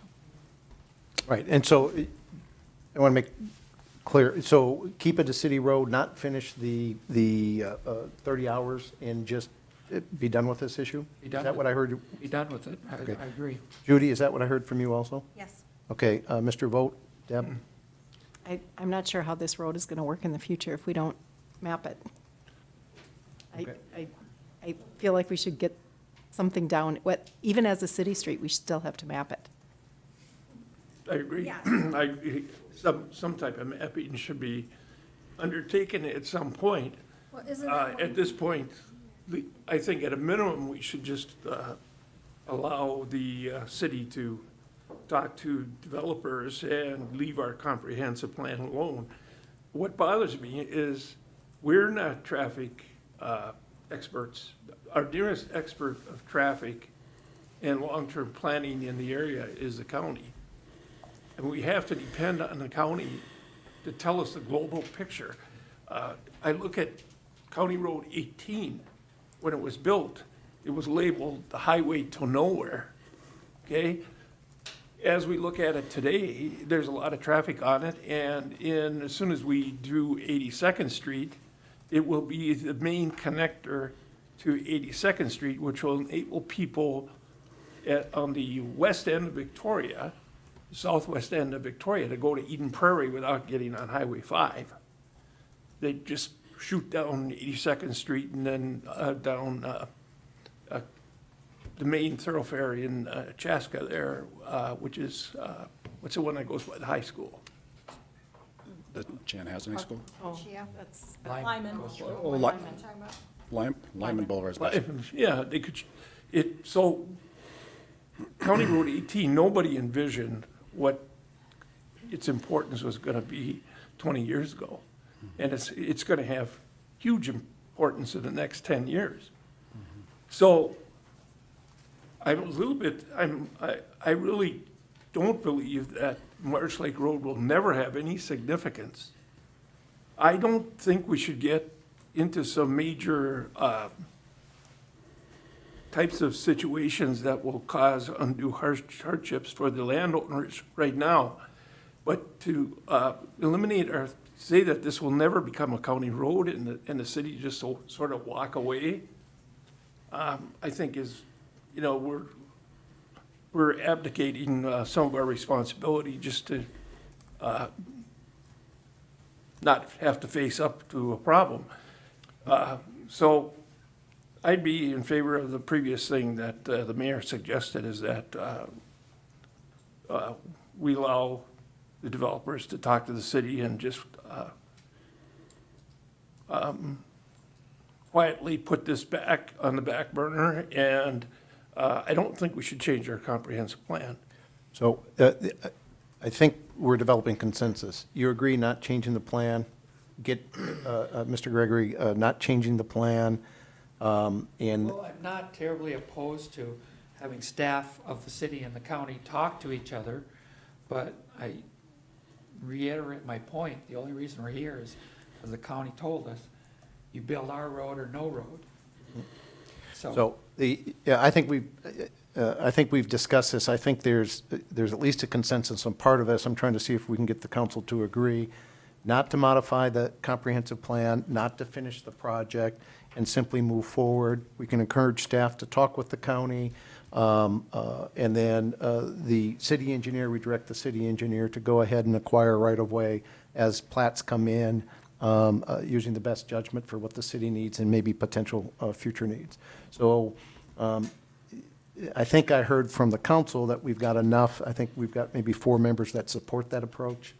Is that accurate? If we go to that extent of acquiring right away, especially in that poolside area, that we're gonna be looking at probably 100 feet of right of way for 300, 400 feet. I mean, there's a pretty substantial. And right of way acquisition, we're gonna have to pay 50%. Isn't that county's model? I guess our past practice with other cities has been we've traditionally split 50-50 for most of our projects. If it's in the township, though, we've acquired all of it.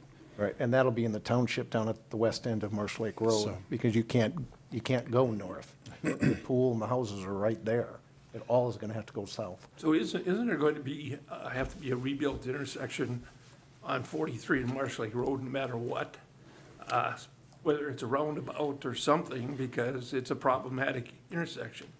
Yes. So therefore, right-of-way and alignment, realignment is highly probable, no matter what we do. No, I agree. A roundabout at that intersection makes sense, and that's a county road, and that's a county project. So, 43 and Marsh Lake Road. all right, so let's start knocking these out. I move that we direct staff not to finish the project. Can I get a second on that? Second. Discussion? If they don't finish the project, we don't know exactly where that road is going to go. We're not That's going to map correct. the road. We're Correct. just going to, okay. All right. Any further discussion? So the motion is not to finish the project. All in favor signify by saying aye. Aye. All opposed? No. No, All right, motion carries 3-2. Next motion, we direct city staff to work with county staff as part of any properties that develop to acquire appropriate right-of-way. All right, let's go back, let me go back and redo this again. I move that we direct city staff to work, consult with county staff for any properties that develop along Marsh Lake Road to acquire what they feel at that time is appropriate right-of-way. Can I get a second to that? Second. Discussion? Hearing none? That seems Go ahead. kinda- That seems kind of problematic.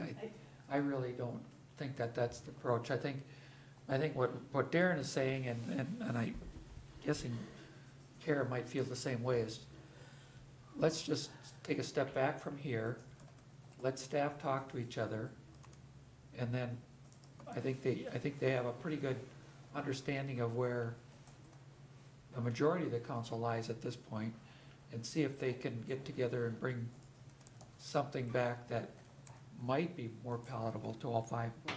All right, so I'm going to withdraw that motion, but there was another issue that we wanted to deal with, so let's fix that now. I move that we do not change the city's comprehensive plan that would change Marsh Lake Road from a county road to a city road. Can I get a second on that motion, please? Second. Discussion? I would, rather than make that vote today, I would rather have the staff talk to each other first and bring something back. I'm in favor of amending the 2040 to make this a city road. But hearing Darren, he would like to speak with staff before we make that call. Judy, thoughts, discussion on this? I agree with Councilmember Gregory. Council members? Wait until the staff can talk, bring something back? You know, I'm concerned that we keep recycling this issue again and again and again. I'm not in favor of changing the comprehensive plan because I think we have to rely on the county for long-term traffic planning. All right, Deb? I'm not in favor of changing it either. All right, so we have a valid motion on the table not to change the comprehensive plan as it's written today. All in favor signify by saying aye. Aye. Aye. All opposed? No. No. All right, motion carries 3-2. The plan will remain as is.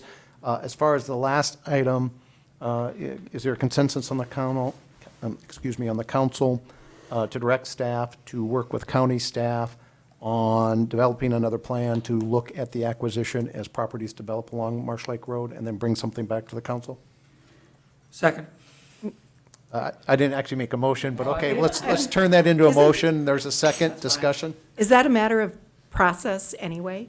When, as developments come in, understanding what right-of-way is needed is part of the regular process of developing a plat. Does there have to be do we have to memorialize this? Well, Motion for it, or just to say that we're including the county in on it when we talk? I think the motion eliminates any questions that we're directing staff to talk to the county on these developments as they come in along Marsh Lake Road. Is that part of the normal process? Would you do that anyways? If it's a county road, yes. If it's a city road, no. If it's a future county road in the county and city comprehensive plan, then yes. All right, so it already is part of the process then? Because you didn't make a motion to change it, then All right, as so, a matter of courtesy, we would send the plan to them to weigh in on, and then include their comments when it would be presented to Planning Commission and City Council for review. We typically will incorporate the comments from the county. all right, so I'll withdraw that motion because it's already part of the process. Go ahead. So one of the concerns that was brought up is you don't really know, without a road, you don't know how much right-of-way is needed, so you're kind of guessing what kind of right-of-way is needed. So you might get enough, or you might get too much, or you might. So we still haven't solved that problem Okay. with what we just. What about that big map that they had?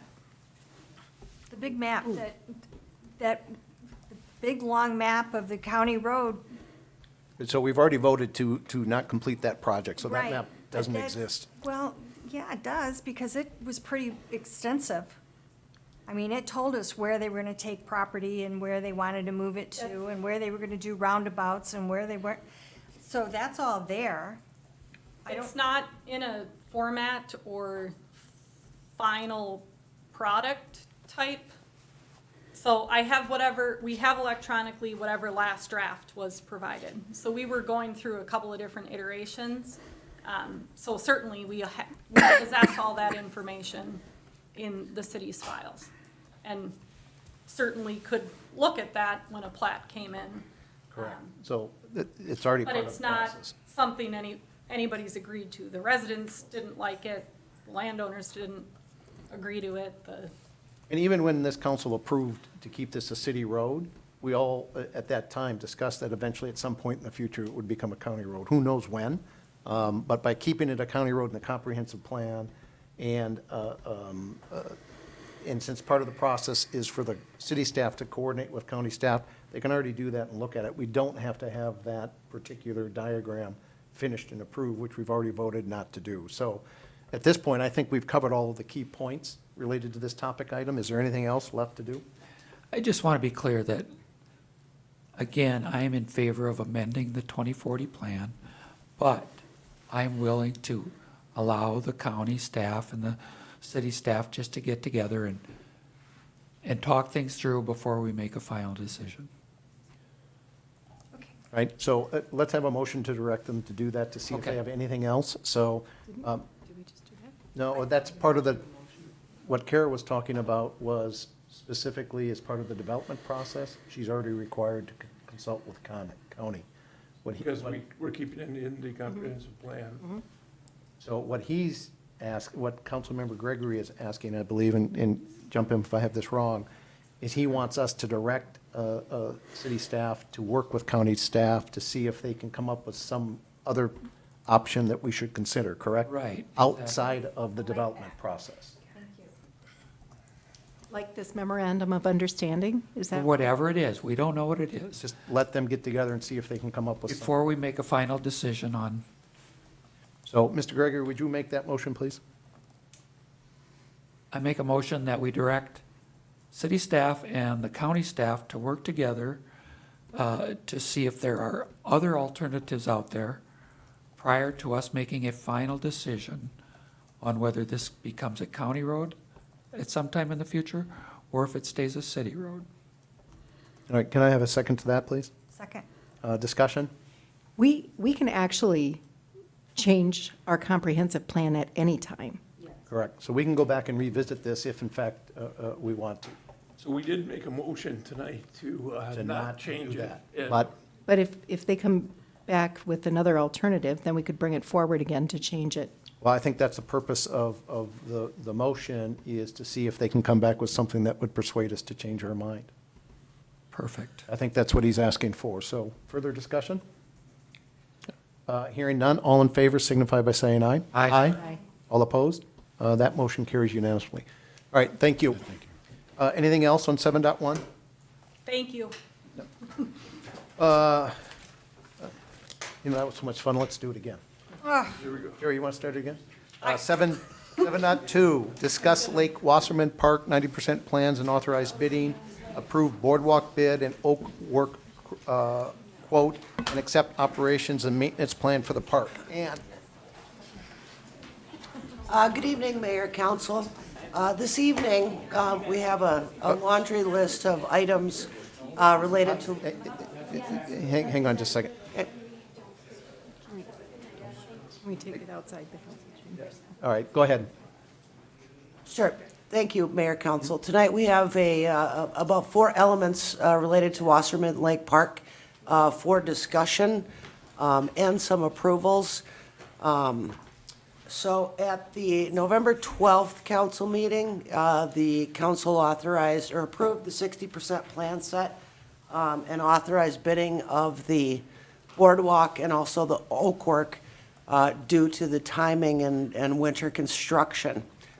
Also, as part of the Wassermann Lake plan, the 90% plan set is now before you this evening, which is the point where pretty much everything is set in stone, and the approval to move forward with bidding is being asked tonight.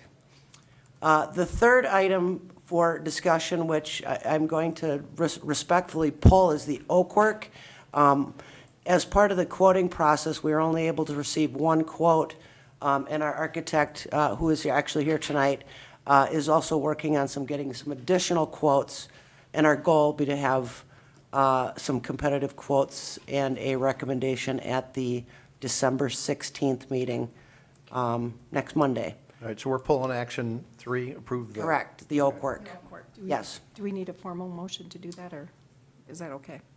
I think, We do? Yeah, Mayor and Council, it's on the agenda. I suppose you could make a motion to table it to the next meeting.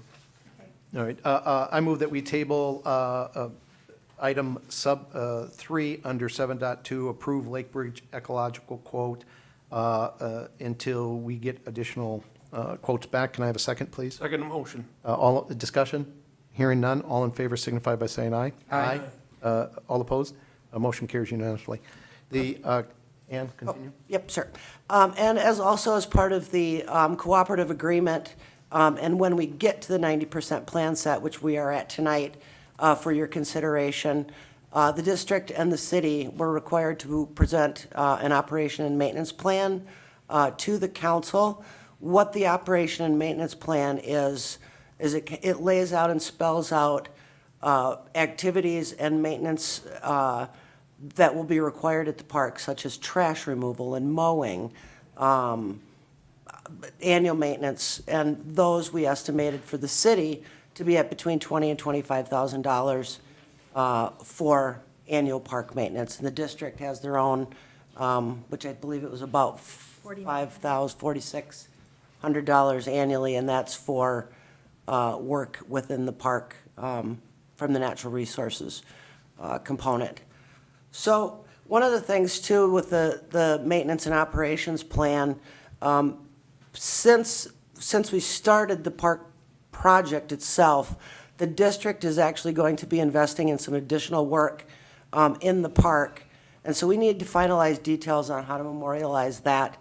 And I'm going to be working with Bob and Anna to either come up with an additional easement or some sort of covenants that would allow them to come into the park and take care of their additional responsibilities. So that piece this evening, we would be asking you to approve that plan contingent on legal counsel accepting the final operation and maintenance plan.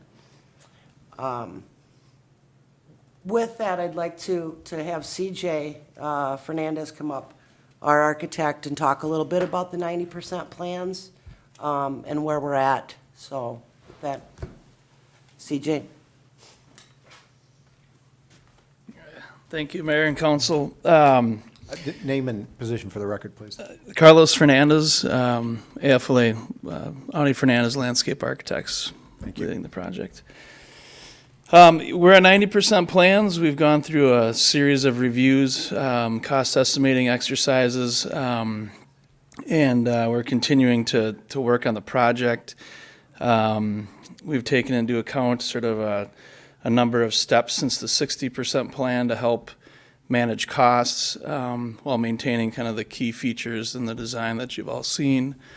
I think that some of the key points here are we're trying to keep moving quickly to capitalize on a winter bid.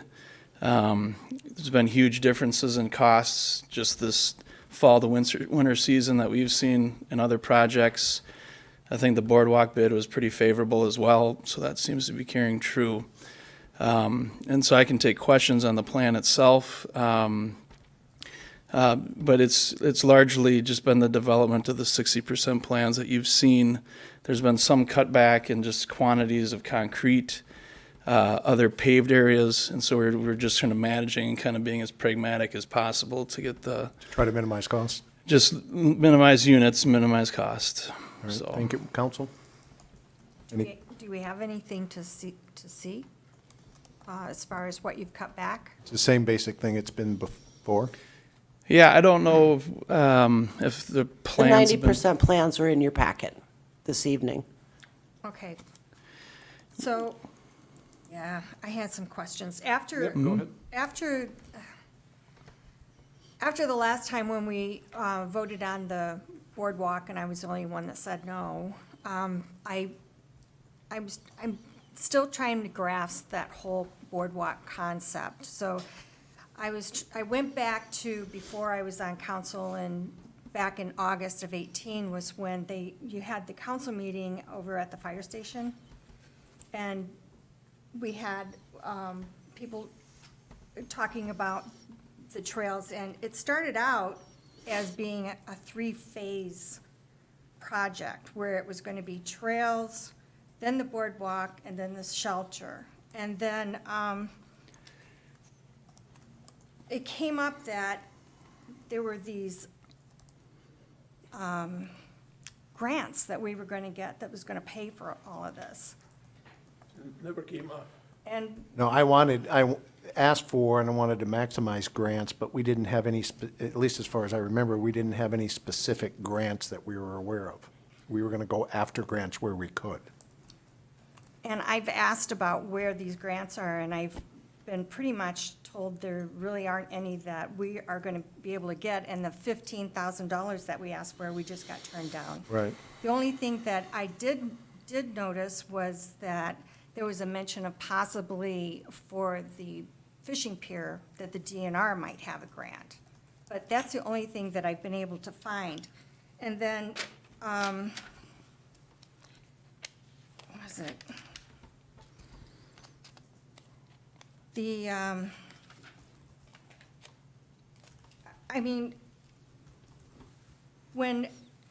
Right after that, you had a meeting with Bill Olson and Maluchnik and Workman. It was on a Friday, you called me, but there's no recording on that, so I don't know what ever transpired.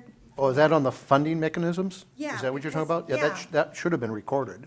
There's an audio recording of that. I think it was videotaped. I I haven't looked watched for it. it, did you? Because I looked for it and I couldn't find it.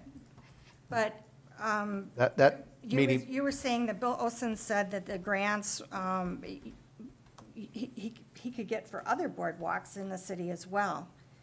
correct. And because I kept pushing on that, I wanted grants so that we could get, Yeah. capitalize on grants, but apparently we're not able to We're get not any. getting any. Right, we're And not then getting any. When you were talking about the boardwalk and the fishing pier, Anna did say that, she's not a fishing person, but she said that people had said that spot where you're putting the fishing pier would be an interesting fishing spot because it's between two spots where the fish are.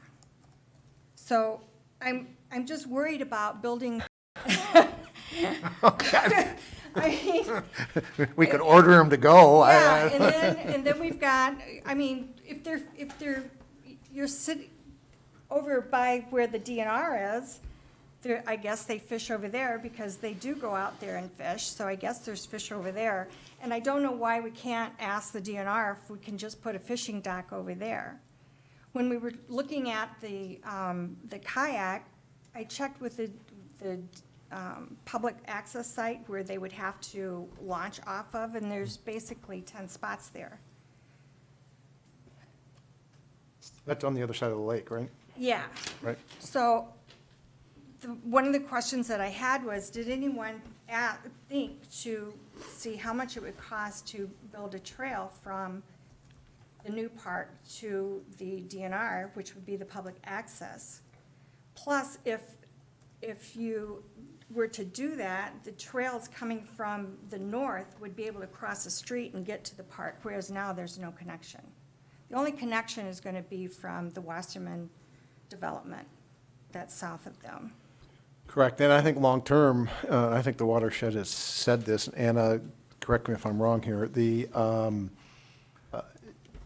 there's possibilities along County Road 43 where something may be able to, at least the plan is to connect the trails north on 43 down to where the park was going to be. There's also plans to connect eventually the trail that, if it gets put in along Marsh Lake Road, up north, back up to the park. So eventually it'll get connected in, but to your point, we don't have that today. That plan is not developed or funded yet. And that, Mr. Mayor, that's part of the Southwest Regional Trail from Carver County, is that specific plan on 43. Right, and others are looking at that, and that would be probably a county initiative or a regional trail initiative, Correct. potentially? Yes. Right, not a city initiative? It'd probably be a joint initiative. Okay. It would All be right, thank you. joint, and I guess they don't do it unless they're doing some road work, which. And/or part of development that would occur possibly on the Hess farm. So, So what I'm concerned with is the fact that we started out with a phased approach.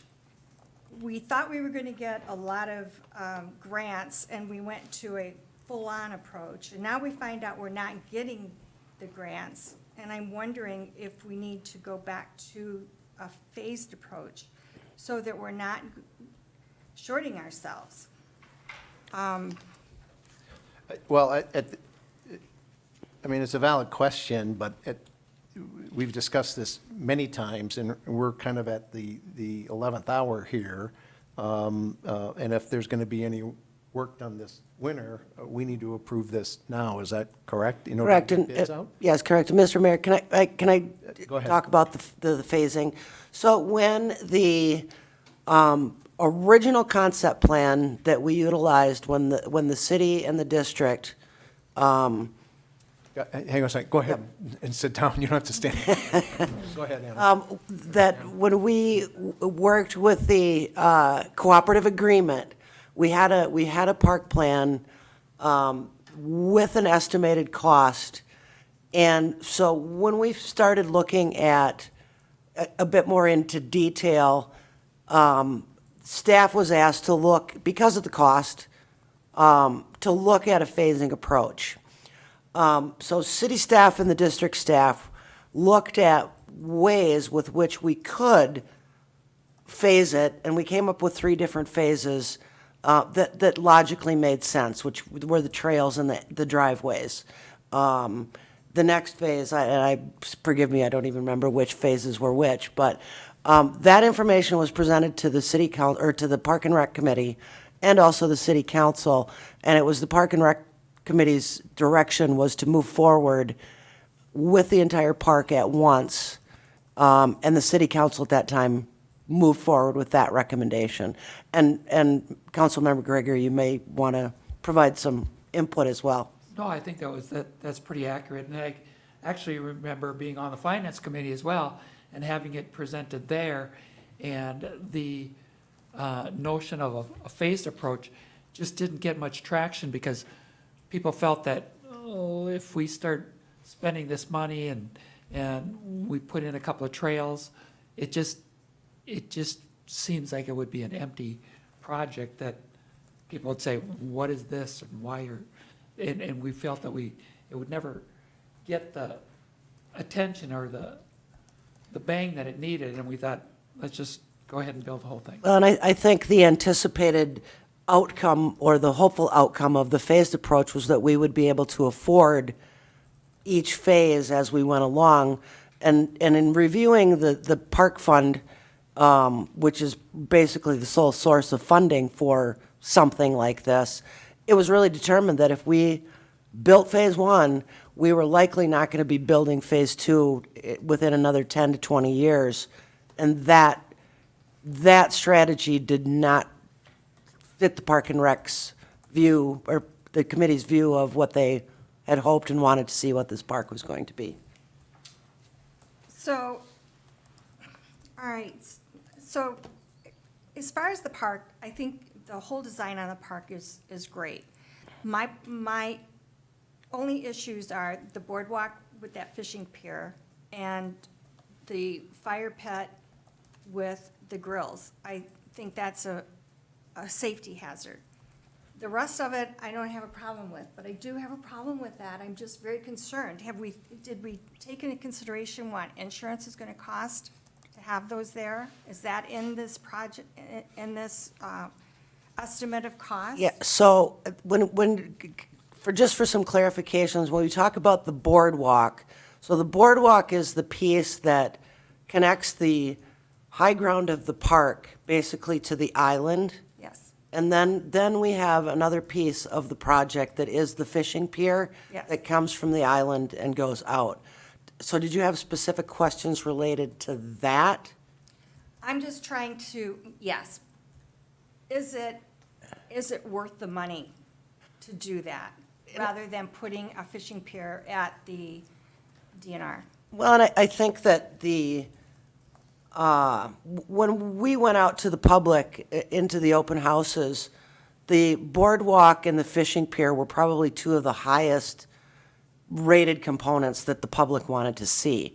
And Anna, you may want to share your information as well. But those were two components that people really wanted. And I think the experiential experience that you'll have from getting from the park out to the island, and I think we could all speak to what that is when you get there. It's a beautiful piece of property, and I think the experience itself is well worth the dollars invested, is to get people out to the water. So yes, that from my perspective, it's something that the public wanted as part of this park project, and I think it's a critical piece of the overall park plan. In relationship or in respect to the grills, the park grills, we have them throughout the park system. So I don't view those as being something out of the ordinary when you have them placed next to a shelter where people are going to gather. I think, were you referring to the open fire pit? Yeah, and I think you said the grills too, right? Oh, and the So, grills. yeah, and the fire pit. So, yes, I did contact the League of Minnesota Cities to talk a little bit about the fire pit, and also the fire chief.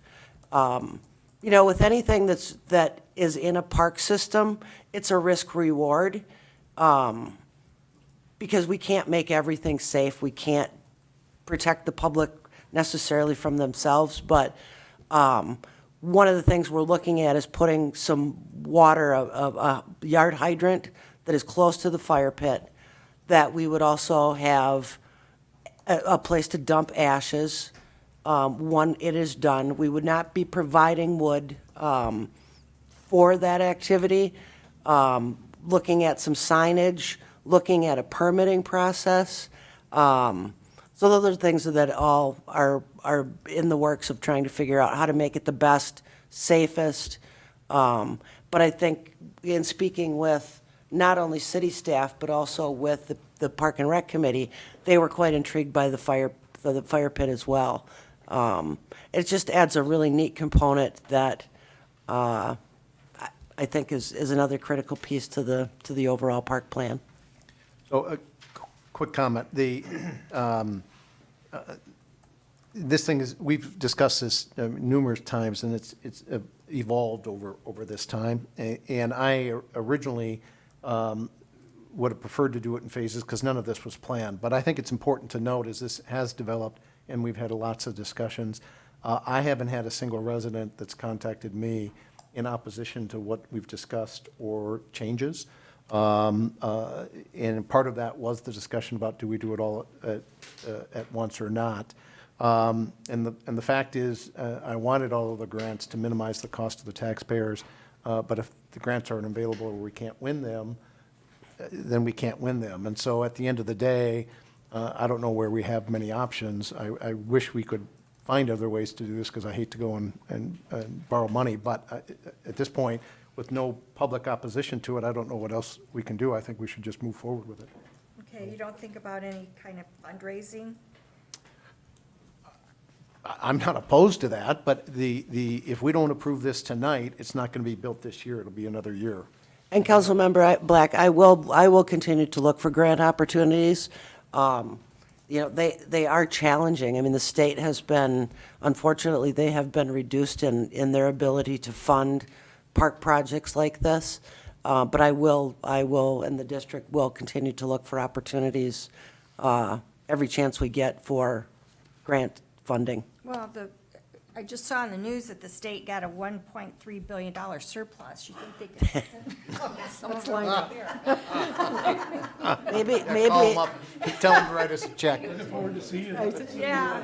Yeah. Well, I guess the thing is that now that we're not getting the grants and we're going to have to foot the bill on this, I'm just a little concerned about what this is going to cost us in the long run, because the cost to maintain that's going to keep going up, and I don't know how long this boardwalk is supposed to last, but usually they last about 20 years, and then you've got to build another one.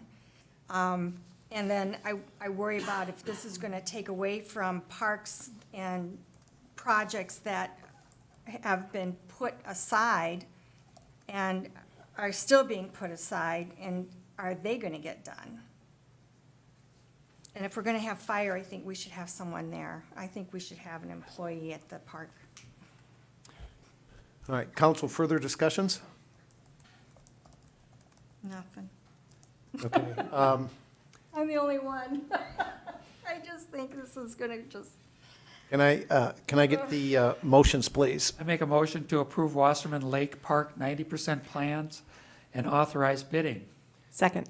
Thank you. Discussion? Hearing none. All in favor signify by saying aye. Aye. All opposed? I have to say no. Okay, motion carries 4-1. May I get the next motion, please?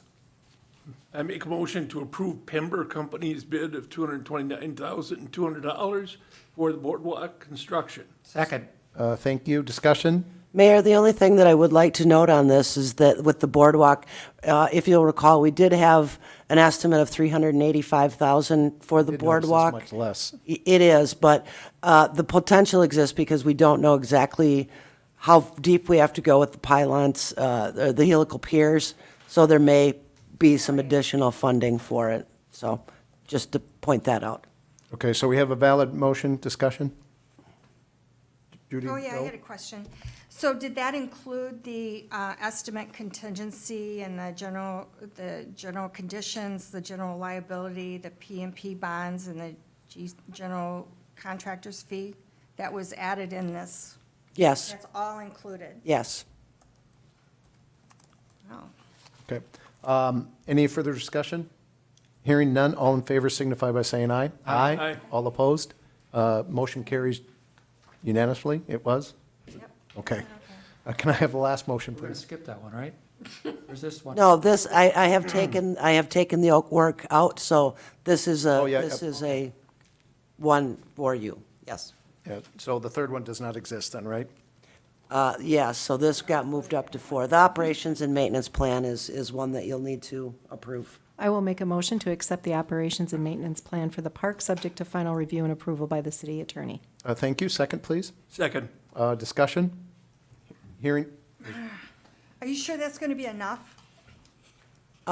Best, 25,000, you think that's going to be enough? based on, it's roughly about 520 hours of work throughout the year, so a lot's going to depend on the use the park gets too. And we won't know, we won't know that until we actually get in there and start using it, so that's my best guess for today. All right, further discussion? Hearing none, all in favor signify by saying aye. Aye. All opposed? Motion carries unanimously. I move we order the fish to go to the fishing pier. Is there? I second that motion. That's what fishing is about, Judy. You gotta fish. You gotta fish. Gotta look for them. Sorry, I couldn't resist. I know, there's places and lakes where you go to fish, and there's places that you just don't fish there. Well, this could be a place you go to read a book. that's an I'd be expensive satisfied. book. I mean, it's access to the lake. What you're trying to do is get people to the lake. Okay. All right, thank you. Well, I hope it works. Roundtable. Any roundtable items? Seeing none. Reports. Bob? I do not, Mayor, thank you. Dana? None from staff, Mayor. Council, any reports? No reports, sir. No reports. Can I get a motion to adjourn, please? So moved. Second? Second. Discussion? Hearing none. All in favor signify by saying aye. Aye. We are adjourned.